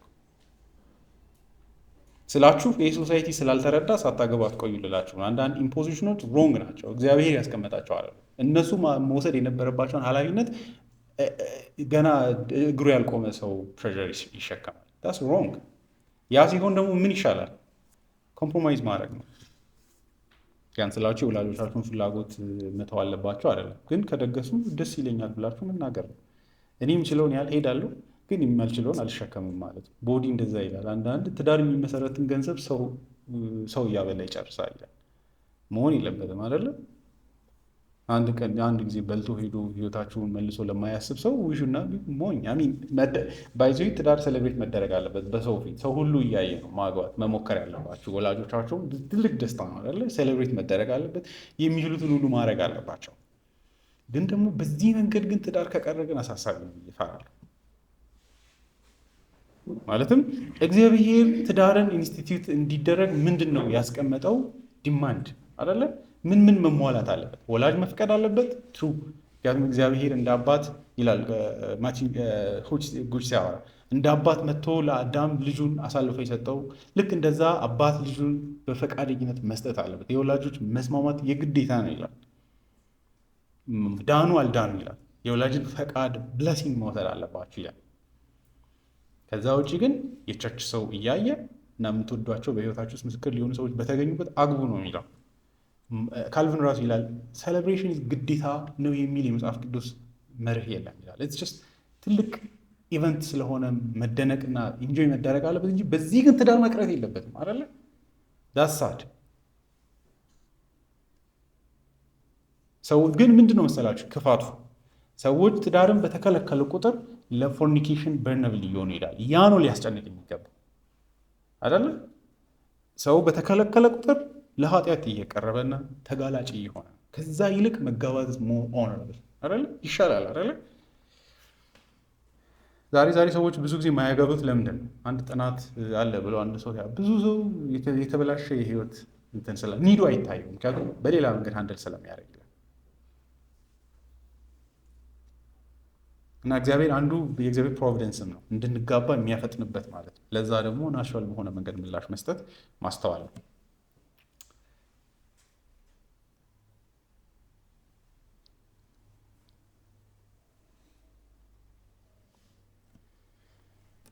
ከዛ ግን አንድ ችግር ሊኖር ይችላል። አንዳንዴ ችግር የሚፈጠረው ያለመጠናችን ለማግባት ስለምንታገል ነው። አንድ ድሃ ሰው ሀብታም ሰው ካላገባው ሲል ችግር ይፈጠራል። እንደናንተ በደስታ በቃ ቴንኪ ብላ የምታገባ ሴትን ማግባት ይቻላል። ገብቷችኋል? ኢንስቴድ ኦፍ የማይሆን ሸክም ከምትሸከሙ ይቻላል ልላችሁ ነው። ላይክ ይሄ የመጽሐፍ ቅዱሳዊ ምክር ነው። ሰንስ ኦፍ አይቻልም አይደለም። ማግባት ሀብታም ሰው ድሃ ሰው ማግባት ይቻላል። እዚሁ ራይት። ማንም የማስገደድ ግን ተፈጥሯዊ የህይወት እውነታም ጭምር መሆኑን ግን መገንዘብ አለብን ልላችሁ ነው። በሁሉም ዘንድ ክብር ነው ሲባል መሳት የሌለብን ነገሮች አሉ። ጉጅ በዛ አይነት መንገድ ይመክራል። አንዱ ሌላው ላይ ጭንቀት እንዳይፈጠር። አንድ በጣም የተከበረ እና በጣም ትልቅ የሆነ ሰውን አንድ ተራ ሰው ብታጋቡ መቅረብን ልትፈራው ትችላለች እስከ ማለት ይሄዳል። ስለዚህ አንዳንዴ ያንን ተፈጥሯዊ እውነታ መካድ የለብንም በማለትም ይናገራል። ስለዚህ በቀላል መንገድም እግዚአብሔር መግቦታል ልላችሁ ነው። ግን ያው እንግዲህ እዚህ ቸርች ሲመጣ እንዳትቻኮሉ ይህንን ላሳስብ እወዳለሁ። ትዳር ትልቅ ጉዳይ ስለሆነ ማለት ነው። ያው በክርስቶስ ያልሆነችን ሴት ተጣድፋችሁ ህይወታችሁ ሚዝሪ እንዳይሆን ማለት የምር ወንጌል የምታውቅ ሴት መሆኗን ማረጋገጥ ጳውሎስም 1 ቆሮንቶስ 7 ላይ እንደሚናገር ትልቅ ብልጠት ነው። ዶንት አንደርስታንድ ዛት ትዳር ቢቀር ይሻላል። ያው እንግዲህ እዚህ ጋር ሳወራ የኛውንም እንዳትወስዱ ብዬ ነው። አንዷ እንደምን ማጠጋግታችሁ እንዳታመጡ ብዬ ነው። አላ አይደለ ቴዎሎጂያን እንደምን ሪላቲቫይዝ አድርጋችሁ እኛ ቤት እኮ ናት እንዳትሉ ብዬ ነው። ሊሆን ስለሚችል ማለት ነው። ኢነሰንስ አብርሃም ያለው አይነት ኮሚትመንት ሊኖረን ይገባል። ለልጁ ለይስሐቅ ልጅን ማምጣት ፈልጓል። ግን አገልጋዩ ኦፈር አደረገ። ልጅቷ እዚህ ወደዚህ አልመጣም ብትል ምን አድርግ? ልጅህን ወደዛ ልውሰድ እንዴ አለው። እግሩን ይዞ እግሬን ያዝ። ኔቨር ዱ ኢት አይደለ? ልጅህን ከዚህ ቦታ እንዳትወስድ ይላል። ዳስ ኢዝ ሬዞሉሽን። ልጅ እኮ ሴቷ ተመጣሽ አልመጣች ዳስ ናት ዘ ኩዌስቸን። ልጅህን ከዚህ ከፕሮሚስ ቦታ እንዳትወስድ እንዳታወጣ እኔ ልሞት እችላለሁ ነው ኢንኬዝ።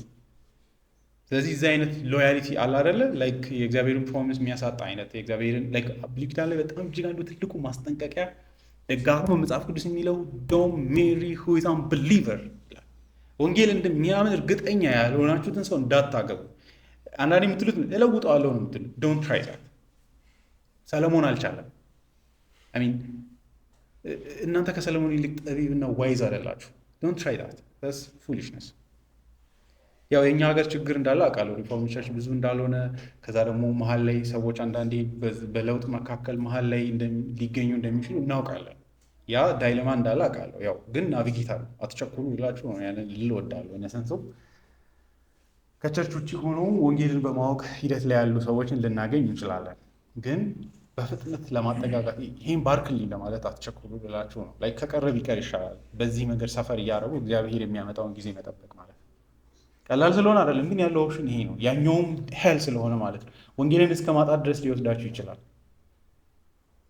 ገብቷችኋል? የዚህ ቸርች መምጣት እንዲከብዳችሁ ሊያደርግ ይችላል። ሪስክ አንውሰድ ልላችሁ ነው። ግን እግዚአብሔር ፕሮቫይደር ነው። አብርሃም ለልጁ እዛ ላይ ከናን ላይ ሰው መፈለግ ይችል ነበረ፣ ግን ሌላ ቦታ የተሻለ ሴፍ የሆነ ቦታ ነው የፈለገው። ስለዚህ በዛ ልክ እግዚአብሔር ሊያደርግ እንደሚችል ማመን ያስፈልጋል። እንደ ቦዔዝ ደግሞ አለ። ሩት ምንም ሳታስብ ድንገት መጣ። አንድ ባለጠጋ ሰውዬ ከዛ በጣም ሪሊጂየስ የሆነ ሰው ማለት ነው። እግዚአብሔር እንደዛም ይችላል።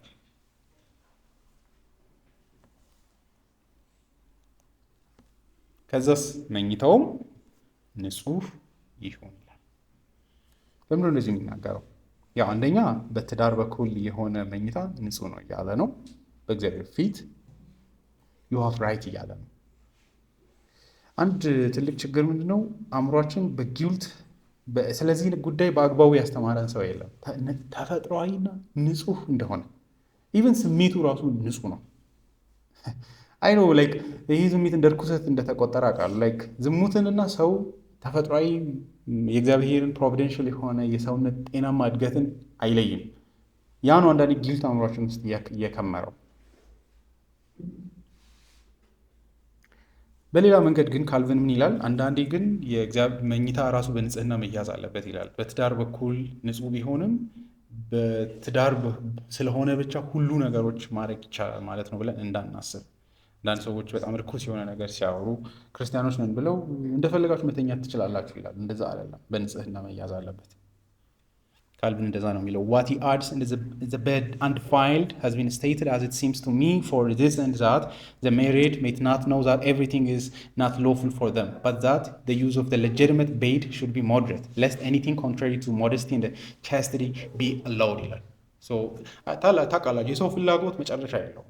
I mean if modest ካልሆናችሁ ሁሉ ነገርን በጣም ርኩስ የሆነ ነገርን ብቻ በሆነ መንገድ አእምሯችሁ ብዙ ኤክስፕሎር ማድረግ የለበትም ይህን ጉዳይ። ይህ ዓለም በጣም በርኩሰት የተሞላ እንደሆነ ታውቃላችሁ። በጣም እጅግ አጸያፊ የሆኑ አይነት ነገሮችን ሰዎች በትዳር ውስጥ ስላሉ ራሱ ማድረግ እንደሚቻል ያስባሉ። ያንን ብዙ በማውራት አእምሯቸውን አልበጠብጥም፣ አያስፈልግም። ያው ተፈጥሯዊ የሆነ ነገርን በትዳር መካከል ከባልና ከሚስት ጋር በጤናማ መንገድ እያወሩ ኤክስፕሎር ማድረግ ይሻላል። ኢቨን ቸርች ውስጥ ይህን ሌክቸር መስጠት ጤናማ አይደለም። ታውቃላችሁ፣ ጤናማ አይደለም ስላችሁ በሆነ ረገድ በትዳር የቆዩ ሰዎች፣ ጤናማ የሆነ ትዳር ያላቸው ሰዎች ወንዶች ቢያወሩ መልካም ነው እያምናለሁ። ከዛ ባለፈ ግን በፓብሊክ ደረጃ ዝም ብሎ የሚዘከዘክ ነገር አይመስለኝም። ለዛ ሪዘርቭድ መሆን ያስፈልጋል። አልጋው ንጹህ ነው ማለት ጤናማ መሆን አለበት ማለትም ነው። ለምንድን ነው ግን ይህ ጥንቃቄ የሚያስፈልገው? መጨረሻ ላይ የእግዚአብሔርን ጥንቃቄ ይናገራል። ምክንያቱም እግዚአብሔር በአመንዝሮችና በሴሰኞች ሁሉ ላይ ይፈርዳል ይላል። ይሄ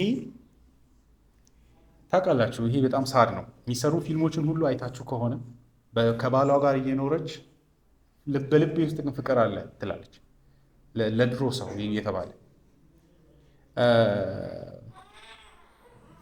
ዘፈኖች በሙሉ እንደዛ ናቸው። የሰው ሚስትን ተቀምጦ እያሰበ ዘፈን ይዘፍናል፣ ሰውም በደስታ ይዘፍናል። ወስኖ አይደለ? በልቤ ውስጥ እስከ ዛሬ ያለሽ ብታገቢው ምን ትሰራለች? አደልተሪ ነው። ሆነስትሊ ኢየሱስ በአእምሯችሁ ራሱ እንዳታስቡ ይላል። ያን ስላችሁ ያው አንዳንዴ ሰፍሪንግ ኃጢአት ያው ኃጢአት መገለጥ ግን ኢንካሬጅ አይደረግም ነው። ኃጢአት ነው። አእምሯችንም ልባችንም ለገባነው ሰው ብቻ ነው መሆን ያለበት።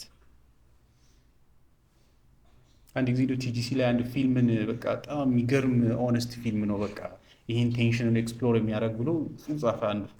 አንድ ፊልም አለ ብቻ ባሏን አግብታ ከዛ የድሮ ሰው ብቻ ክሎዥር ለመስራት እያወሩ ባሏም በቋት ጂና አውርተሽ ምናምን ብሎ በቃ አውርቶ መጨረሻ ላይ አይዞሽ በቃ ብሎ ያስለቃቅሳታል።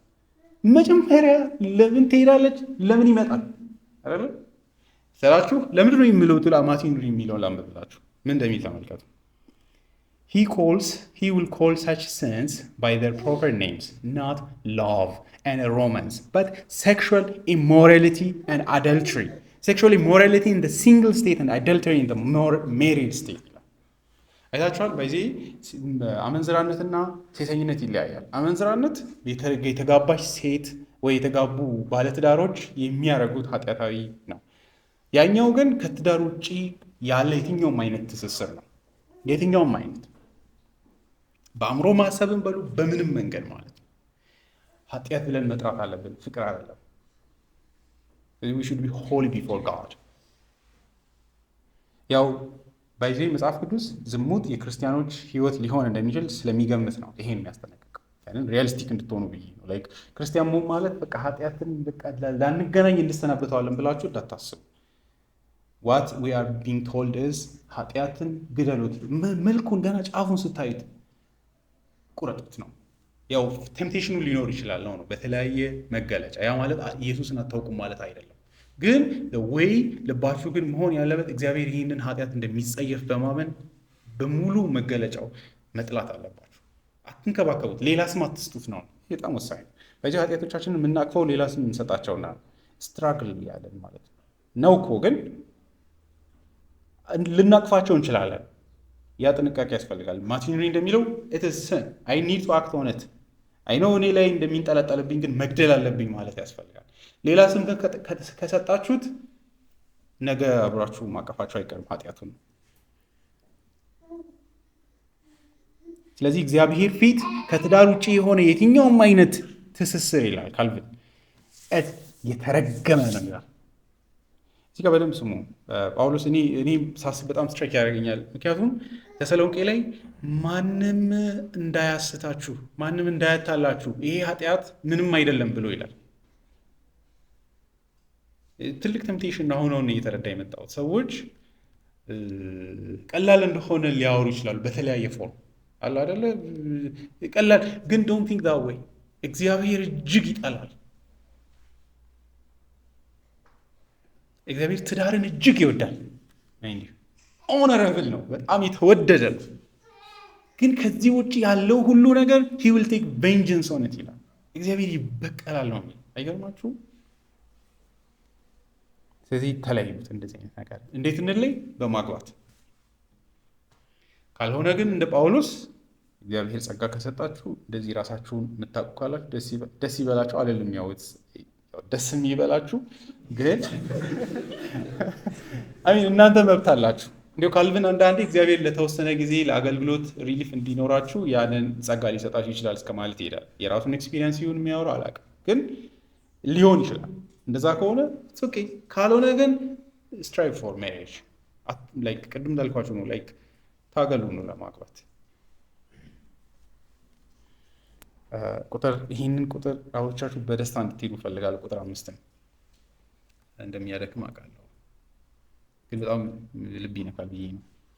ራሳችሁን ከፍቅር ነዋይ ጠብቁ፣ ባላችሁ ነገር ረክታችሁ ኑሩ፣ ምክንያቱም እግዚአብሔር ከቶ አልተውህም ፍጹም አልጥልህም ብሏል ይላል።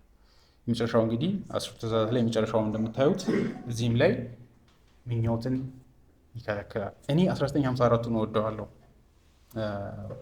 አካሄዳችሁ ገንዘብን ያለ መውደድ ይሁን ይላል። እንግሊዝኛውም እንደዛ ነው። let your conversation be without covetousness ይላል። ምን ማለቱ ነው?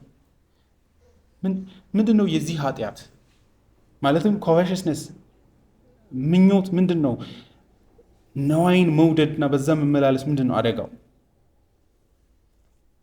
ምን ማለት ነው ብትሉ በዚህ ዓለም ሀብት መውደድ ከመጠን ያለፈ መሻት ከዛ ደግሞ ከኛ ይልቅ የተሻለ ሀብት ያላቸውን ሰዎች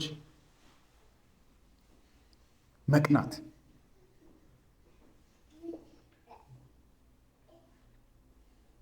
አንዳንድ ጊዜ ይላል ልባችን ቀጥታ ይህንን ስናወራ ራሳችን ላናገኝ እንችላለን። ነገር ግን በተሰወረ አይነት መንገድ ልባችን ውስጥ ለርክ ያደርጋል፣ ያድባል። በጊዜው ካልተቆጣጠራችሁት ይላል ቀስ ብሎ ወደ ድርጊታችሁና ወደ ህይወት ውሳኔዎቻችሁ እየሰለለ መግባት ይጀምራል። ስለዚህ ገና ከመነሻው ግደሉት ይላል። ምን ማለት ነው ታዲያ ግን ብትሉ ብዙ እኔ መወደው ይህንን ነው። እሺ እንዲህ ልበላችሁ፣ አካሄዳችሁ ገንዘብን ያለ መውደድ ይሁን፣ ባላችሁ ነገር ረክታችሁ ኑሩ ይላል። ይህቺ ወሳኝ ነው። ይህቺ ታስረዳናለች ምን ማለት እንደሆነ። ሀብት እየወደዳችሁ እንደሆነ ቀላል ማሳየው አር ዩ ግሬትፉል ፎር ዘ ዌይ ሃው ዩ አር ናው። ቀላል ነው ምን አይነት ሰዎች እንደሆናችሁ። ከዚህ ድህነት መውጣት አለብኝ ቀንና ሌሊት የምትሉ ከሆነ ገንዘብን ነፍሳችሁ እጅግ እየፈለገች ነው ማለት ነው። እዚህ ላይ ነዋይ አፍቃሪ ናቸው ማለት ነው። ሲምፕል። ሀብት ኖራችሁ አልኖራችሁ አይ ዶንት ኬር። ገብታችኋል? ይሄ ነው በቃ። አንዳንድ ጊዜ ላይክ ሩቅ አታስቡ ልላችሁ።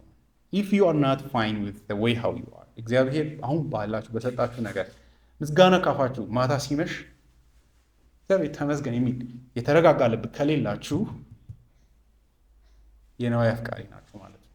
ይህ ብሩታል ሊሆን ሊሰማችሁ እንደሚችል አውቃለሁ፣ ግን ይሄ አንዱ መገለጫ ነው። ምስጋና ከሌላችሁ በፍቅር ነዋይ እየተመላለሳችሁ ነው። በፍቅር ነዋይ መመላለስ ማለት ምንድን ነው ብላችሁ ከጠየቃችሁ ዲሲሽኖቻችሁን ሁሌ ገንዘብ የሚገራው ከሆነ አደገኛ። የምትወስኑትን ውሳኔ ሁሉ ገንዘብን እየደመራችሁ፣ ያ ማለት አንዳንድ ገንዘብ ስላችሁ ይበላሻል፣ ግን ስጋዊ የሆነ የህይወት ወልዝን እያሰባችሁ የምትወስኑ ከሆነ አደጋ ነው። ማለትም አታስቡ አይደለም፣ ግን ሙሉ የምታሰላስሉትና የህይወታችሁን ድራይቭ የሚያደርገው መርህ ግን ይሄ ከሆነ ኢትስ ዴንጀረስ። የምትመርጡትን ስራ ሁሌ የምታስቡት ከገንዘብ አንጻር ብቻ ከሆነ ገብቷችኋል ስላችሁ፣ ያው በጣም ብዙ መከፈል ያለባችሁ ሰዎች ሆናችሁ ትንሽ ገንዘብ የሚከፈል ስራ ስሩ አልላችሁም። ግን አንዳንዴ የሚጠቅም ስራ መስራታችሁን ማሰብ ይኖርባቸዋል። አላደለ ላይክ በሆነ ረገድ ገንዘብ ብቻ መሆን የለበትም የህይወታችን መርህ። ስናገባ ሁሌ የምንቆጥረው ገንዘብ እንደዛ እንዳይሆን ገብቷችኋል። ድራይቭ ሊያደርገው ይችላል ነው የምትመዝኑ። ያም ቅድም እንዳልኳችሁ ሚኒንግፉል ነገር ነው። ሀብታችንን አይተን በአግባቡ መሸከም የምንችለውን ህይወት ማግባት። ግን ኦርጋናይዝ የሚያደርገው መርህ ግን ገንዘብ ከሆነ አደጋ። ስለዚህ አካሄዳችሁ ገንዘብን ብቻ የሚያሳድድ አይሆን። አታስቡ አይደለም በኋላ ይሄድ ካወራ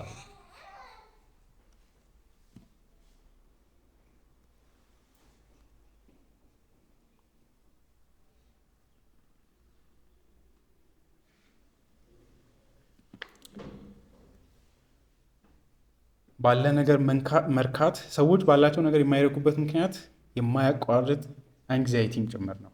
ሰዎች ዛሬ መኖሩን ብቻ አይደለም የሚያዩት፣ ነገ አንክሽስ ያደርጋቸዋል። ሀብታሞች ማያርፉት ለዛ ነው። ከ10 ዓመት በኋላ ምን ሊሆን ይችላል ብሎ ኢራን እና እንትን ከ5 ዓመት በኋላ ቢዋጋስ እያለ ይጨነቃል አንዳንድ ሰው። ያው ማሰብ ጥሩ ነው፣ ግን ማለቂያ የለውም አንክሽስነስ አላደለ።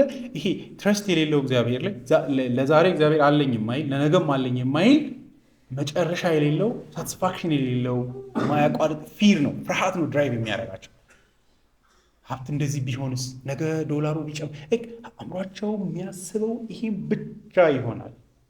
ያ ግን ከየት ይመጣል? የማይረጋጋው ልባቸው ለምንድን ነው? ወደ ክርስቲያን መሆንና አለመሆን እዚህ ጋር ነው ልዩነቱ። እግዚአብሔር የላቸው የራሳቸው ብቻ ለራሳቸው ስላሉ they need to take responsibility for their life። እኔ ግን ጦርነት ሊመጣ ይችላል አላውቅም፣ ልሞትም እችላለሁ። ምንድን ነው የምታወሩት? ስለምን ጦርነት ነው የምታወሩት? በዛ ልክ ጌታ ኢየሱስ የሚያስጠነቅቀው እሱ ነው። እኔ ባይዜ አንዱ መጽሐፍ ቅዱስን ስንተረጉም የተነገረንን እዛው ሳይደርስ ነው ሃይጃክ የምናደርገው። ጌታ ኢየሱስ አንዳንዱ ሲመጣ እቅድ አላውጣ እንዴ እንትን እቅድ መውጣት አለባችሁ፣ ግን መጀመሪያ ይህን እንስማ። ዛሬ እንኳን ቀን ለቀን ያለው ችግር ይበቃቸዋል ይላል። ነገ ለራሱ ይጨነቅ ተውት ይላል። ከዛ አማኞችን ግን ምንድን ነው አሕዛብ እንኳን ይጨነቃሉ ይላል። this is their life። እናንተ ግን እግዚአብሔር ስለ እናንተ ያስባል። አታስብ እኔም አስባለሁ አይነት ነው። ምንም አታመጡም ግን ይላል ኢየሱስ ብታስቡ። ዩ ቲንክ የምታመጡ ከጸጉራቸው አንዲቷን እንኳን ነጭ ወይ ጥቁር ማድረግ አትችሉም ይላል። ሄልፕለስነሳችንን እንድናይ ብዬ ያዕቆብ መልእክትን ላይ ይላል 2 ዓመት ወደዚያ እንሄዳለን እንነግድማለን እናተርፍማለን አትበሉ። እግዚአብሔር ቢፈቅድ እንሄዳለን እንነግዳለን እናተርፋለን በሉ። ምክንያቱም ምን ህይወታችሁ ምንድን ናት? ጠዋት ታይተው ማታ እንደሚጠፋ ጤዛ ናችሁ ይላል።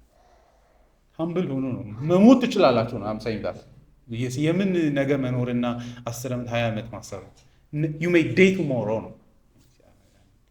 አይዟችሁ ልትሞቱ አትፈልግም፣ ግን በዛ ልክ ሀምብል መሆን አለብን። አደራችሁ ማሰብ ማቀድን አይደለም፣ ግን ያላችሁ ይሄ ብቻ እንደሆነ አድርጋችሁ ግን አክት አታርጉ። ላይክ አንዳንድ ጊዜ ቅድምም ያዕቆብም ብለው አቅዱ፣ ችግር የለም 2 ዓመትም ማቀድ ይቻላል። 2 ዓመት እዚህ ሀሳብ አለን እንደዚህ እናተርፋለን ብለን እናስባለን በሉ። ግን ምን በሉ እግዚአብሔር ቢፈቅድ በሉ። በዛ ገቨርን ሆኑ። ላይሆን ይችላል እንዳስብ ነው ልንሞት እንችላለን ይላል። ስለዚህ በዛ አይነት ሂዩሚሊቲ ማሰብና ህይወታችሁን ላይክ እንደምታሽከረክሩ አይነት በፕራይድ ማሰብ ግን ሁለቱ የተለያዩ ከትዕቢት ጋር ያገናኘዋል አይደለ? አትታበዩ ነው የሚለው ያዕቆብ ራሱ።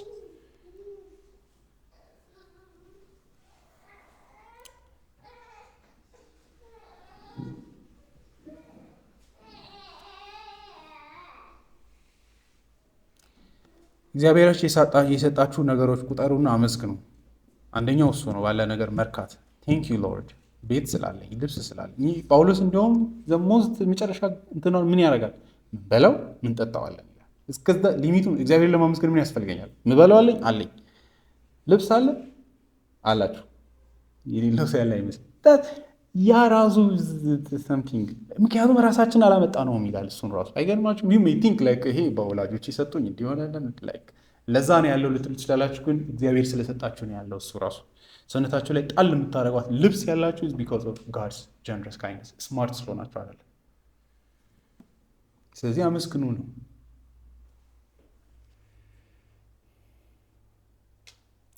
አለዚያ ዓለም ሁሉ የእናንተ ቢሆን አስረቁ። እግዚአብሔር በየዕለቱ እንዲሁም በየዕለቱ በሚሰጣችሁ ደስ ይበላችሁ። ጠዋት የዕለት እንጀራችሁን ስታገኙ ዛሬ በላው ጠጣው ብላችሁ አመስግኑ። አንዳንድ ጊዜ እንደምትፈልጉት እጃችሁ ላይ ላይወርድ ይችላል ይላል። ይሄ አያችሁ ናይቭ መሆን አይደለም። ላይክ ህይወት ቀላል ነው አይደለም። ትንሹ እንደምትፈልጉት እጃችሁ ላይ ላይወርድ ይችላል። እናንተም ደግሞ ህይወታችሁን እንደጠበቃችሁትም ላይሆንላችሁ ይችላል። ግን ምስጋናን አያስቀርም ይላል እግዚአብሔር። አሁን በህይወታችን ውስጥ በወሰንልን ባስቀመጠልን የህይወት ቦታ ደስ ይበላችሁ። እግዚአብሔርን ከማወቅ ጋር ሁሉ ነገር ትርፍ ስለሆነ that's the point። የዘላለም ህይወት ስላለን አይደለ? ምንም የለኝም ልትሉ ትችሉ ይሆናል፣ ግን እግዚአብሔር በክርስቶስ ኢየሱስ ታላቅን ህይወት አስቀምጦላችሁ ለዛሬም ደግሞ አለላችሁ። it's amazing። እሱ ነው የሚገርመው። እኔ አንድ ጥቅስ ብዙዎቹ ሲታገሉ አይቻለሁ፣ ግን እኔ አምነዋለሁ። ጻድቅ በረሃብ ዘመን ይጠግባሉ፣ ጻድቅ እንጀራ ተለምኖ በዘመኔ አላየሁም ይላል ዳዊት። ያን ስላችሁ ባለጠጋ ትሆናላችሁ አይደለም፣ ግን እግዚአብሔር ለሆዳችሁ የሚሆነውን አያሳጣችሁ። ቆሎ ቢሆንም ትበላል አይሚን ቆሎ ቢሆንም በልታችሁ ታድራላችሁ። የእግዚአብሔር ፕሮሚስ ነው ይሄ ለልጆቹ። ነገር ግን በዚህ አልረካም የምትሉ ከሆነ ይላል ማቴዎስ እንጂ እናንተ የሚመስላችሁ የምትፈልጉት ነገር ያህል ስለሌላችሁ ሊመስላችሁ ይችላል፣ ግን አይደለም ይላል። እንትናን ያሳያል። መርዶክዮስ ሃማን ያሳያል። ንጉሱ ያላረገልኝ ነገር የለም፣ ግን መርዶክዮስ ዝቅ አላለልኝም። በርን እያደረገ ማለት ነው። ህይወቴ ተበላሽቷል ይላል። ደሳ ነው የምትሆኑት። አካብ የናቡቴ መሬት ስላላገኘ እንደ ህፃን ልጅ ገብቶ እሪ ብሎ አለቀሰ። ንጉስ ሆኖ ማለት ነው። nothing will satisfy ሊመስለን ይችላል፣ ግን ከዛ እንደው ይሄድና እንደውም ይላል አዳም በፓራዳይስ ውስጥ ሆኖ ነው ያልረካው ይላል። አይበቃኝም ካላችሁ ምንም አይበቃችሁም። ሰይጣን መላእክትም ወድቀዋል ከስፍራቸው ይላል። በቂ አይደለም ብለው ዲል ዊዝ ዩር ሃርት። ካልቪን እንዲያው አንድ ኢንስቲትዩት ላይ ሲያወራ ምን ይላል? ባደረግከው ጫማና በለበስከው ልብስ ነፍስ እስከምትሸማቀቅ ድረስ የሚሰማ ከሆነ it doesn't matter ይላል። you are thinking life in terms of ልብስ ነው የምታስበው። ቢኖርህ ባይኖርህ ዋጋ የለውም ይላል። አንዳንዴ ይላል እጅግ ሀብታም በሆነ ልብ ውስጥ እጅግ እግዚአብሔርን ማሰብ አለ። እጅግ ድሃ በሆነ ልብ ውስጥ ግን እጅግ የተከመረ ኢቭል የሆነ የገንዘብ ፍቅር አለ ይላል። ነገሩ ሀብትን ከማግኘትና ካለማግኘት ያልፋል። ነገር ግን ባላችሁ ነገር እርኩ። ለምን? ምን ያውቃል ማንም ሰው ነገ እኮ ሊሞት ይቻላል አይደለም የሚለው እሱ አይደለም ሴኪዩር የሚያደርጋችሁ። ስቶይክ የሆነ አይነት አንዳንድ ሰው ይላል ያ ሰውዬ አለ አንድ ሀብታም ሰውዬ ምግብ ማለት ነዳጅ ነው ይላል። ስላችሁ ይሄ ህይወትን አቆሽሾ የሚያይና ደስታን የሚሳለቅ አይነት ማለት አይደለም። ደግሞም መቸገር ተራ ነገር ነው ማለትም አይደለም። እንዲሁ ብቸኛ እዚህ ጋር የሚለው ምንድን ነው? ምክንያቱም ከሁሉ በላይ እግዚአብሔር ከቶ አልጥልህም አልተውም ስላለ ባላችሁ ነገር ረክታችሁ እንድትኖሩ የሚያደርገው ይህንን ፕሮሚስ መቁጠር ብቻ ነው። ምን አለህ ሲባል የእግዚአብሔር የተስፋ ፕሮሚስ አለ። አንዳንድ ሰዎች እቅዶቻቸውን ይይዙና በእግዚአብሔር ደስ ይለኛል ይላሉ። ዲፕ ዳውን የሚያምኑት ቺን አሳካታለሁ I will be fine for about 5 ዓመት 2 ዓመት ሀሳብ የለኝም ሊሉ ይችላሉ። እግዚአብሔርን ግን ማመን አይደለም እሱ። ምንም ባይኖራችሁ I have God፣ ስለ እኔ ከኔ በላይ የሚያስብ አባት አለ። ስራ በዚህ እንደዚህ እንዲሆን ለስራ የሚያበረታታ ነገር የለም። እዚህ ጋር በደንብ ይዩ። የእግዚአብሔርን ተስፋ እንቁጠር። ይሄ ለኢያሱ የተነገረ ነው፣ ግን መጽሐፍ ቅዱስ ላይ ያሉ ተስፋ ቃሎችን ሁሉ ለራሳችሁ አድርጋችሁ ማንበብ ትችላላችሁ። የዚህ አንድምታው አለ። ይህን ተስፋ ማመን የሚያመጣው በህይወት ውስጥ ሰዎችን ረፍት የሚያሳጣው ይህን ተስፋ አለመቁረጥ ነው። ውሸት አድርገው ነው የሚያዩት። ይህንን ተስፋ ቃል እውነት አድርገው አይቆጥሩም። እግዚአብሔር አለኝ ብለው አይተኙም፣ አያምኑም ነው። ይሄ ነው አደጋው። አንዳንዴ ሰዎች ለምንድን ነው የህይወት ደህንነት ሰኪር የሆንከው ሲባል ይህን ብቻ ልንናገር እንችላለን። ነቲንግ ግን እግዚአብሔር አልተውህም ስላለኝ አይተውህኝም ብዬ ተስፋ አደርጋለሁ ብሎ መኖር አለ ልላቸው።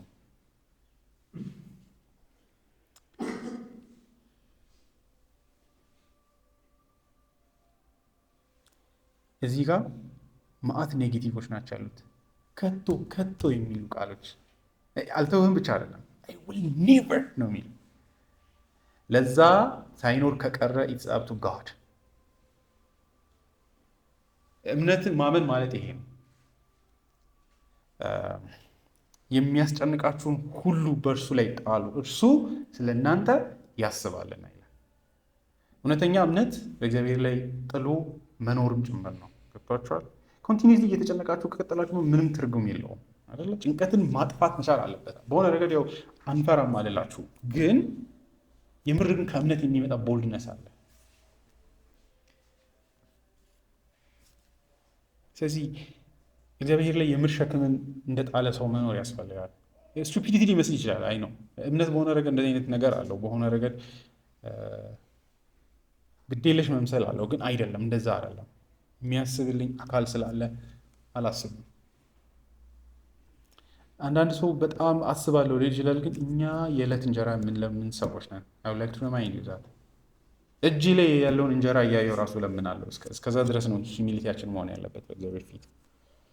ግን እግዚአብሔር ምን ስላለ ከቶ አልተውህም አልተ እግዚአብሔር ለተስፋ ቃሎቹ እጅግ ታማኝ ነው። እኛ ኤክሰርሳይዝ አድርገን ላናቅ እንችላለን። ስለዚህ ለእኛም ፕሬዘንት አድርጎ ላይሆን ይችላል። እግዚአብሔር አምናችሁ ስለማታውቁ ለምን ይገኝላችኋል? ፈትኑ እግዚአብሔርን። እንትን ላይ እንዳለው ሀጌ ላይ ነው ፈትኑኝ እስኪ እንዳለው መፈተን የእግዚአብሔርን ተስፋ ቃሎች አንዱ ማምኛ መንገድ እስቲ እኔም ነገ እወጣለሁ እንተያያለን ማለት ነው። ትመጣ ይሁን ብሎ ማየት ማለት እሱ እውነተኛ እምነት ነው። እኔ በጣም ዕብራውያን መልእክት ምዕራፍ 6 ላይ ያለውን አይታችሁ ከሆነ እግዚአብሔር ሊትራሊ እኔ ሳልገኝላችሁ ከቀረው ልጥፋ አይነት እስከዛ ድረስ ነው ይላል። እግዚአብሔር ለተስፋ ቃሎች ይገኛል፣ ፕሬዘንት ይሆናል። ለኢያሱም እግዚአብሔር ያለው እሱ ነው። አይ ዊል ቢ ላይክ አጠገብህ ሁል ጊዜ አለ፣ አትፍራ።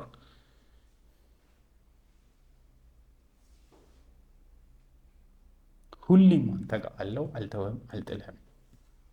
ይተወኛል ብላችሁ አትፍሩ፣ ይጥለኛል ብላ ይሄ እግዚአብሔር ኮሚትመንት ነው። ቁጥር 6 ይሄ ውጤቱ ምንድን ነው? ስለዚህ በሙሉ ልብ ጌታ ረዳቴ ነው፣ አልፈራም፣ ሰው ምን ሊያደርገኝ ይችላል እንላለን ይላል። ከምን የሚመጣ ቦልድነስ ነው ይሄ? በልበ ሙሉነት እግዚአብሔር አባት ያለኝ ከሚል ማለት ነው። አይጥለኝም አይተወኝም ከሚል የሚመጣ ሙሉ ልብ ካላቸው ሀብት በላይ በእግዚአብሔር ማረፍ ነው።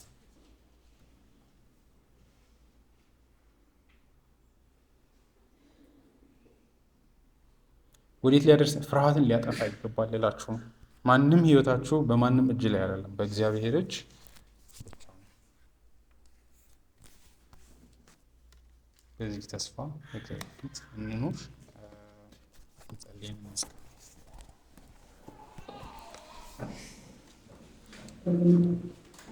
እግዚአብሔር መልካም አባታችን ሆይ ስለ ተስፋ ቃሎችህ እናመሰግናለን።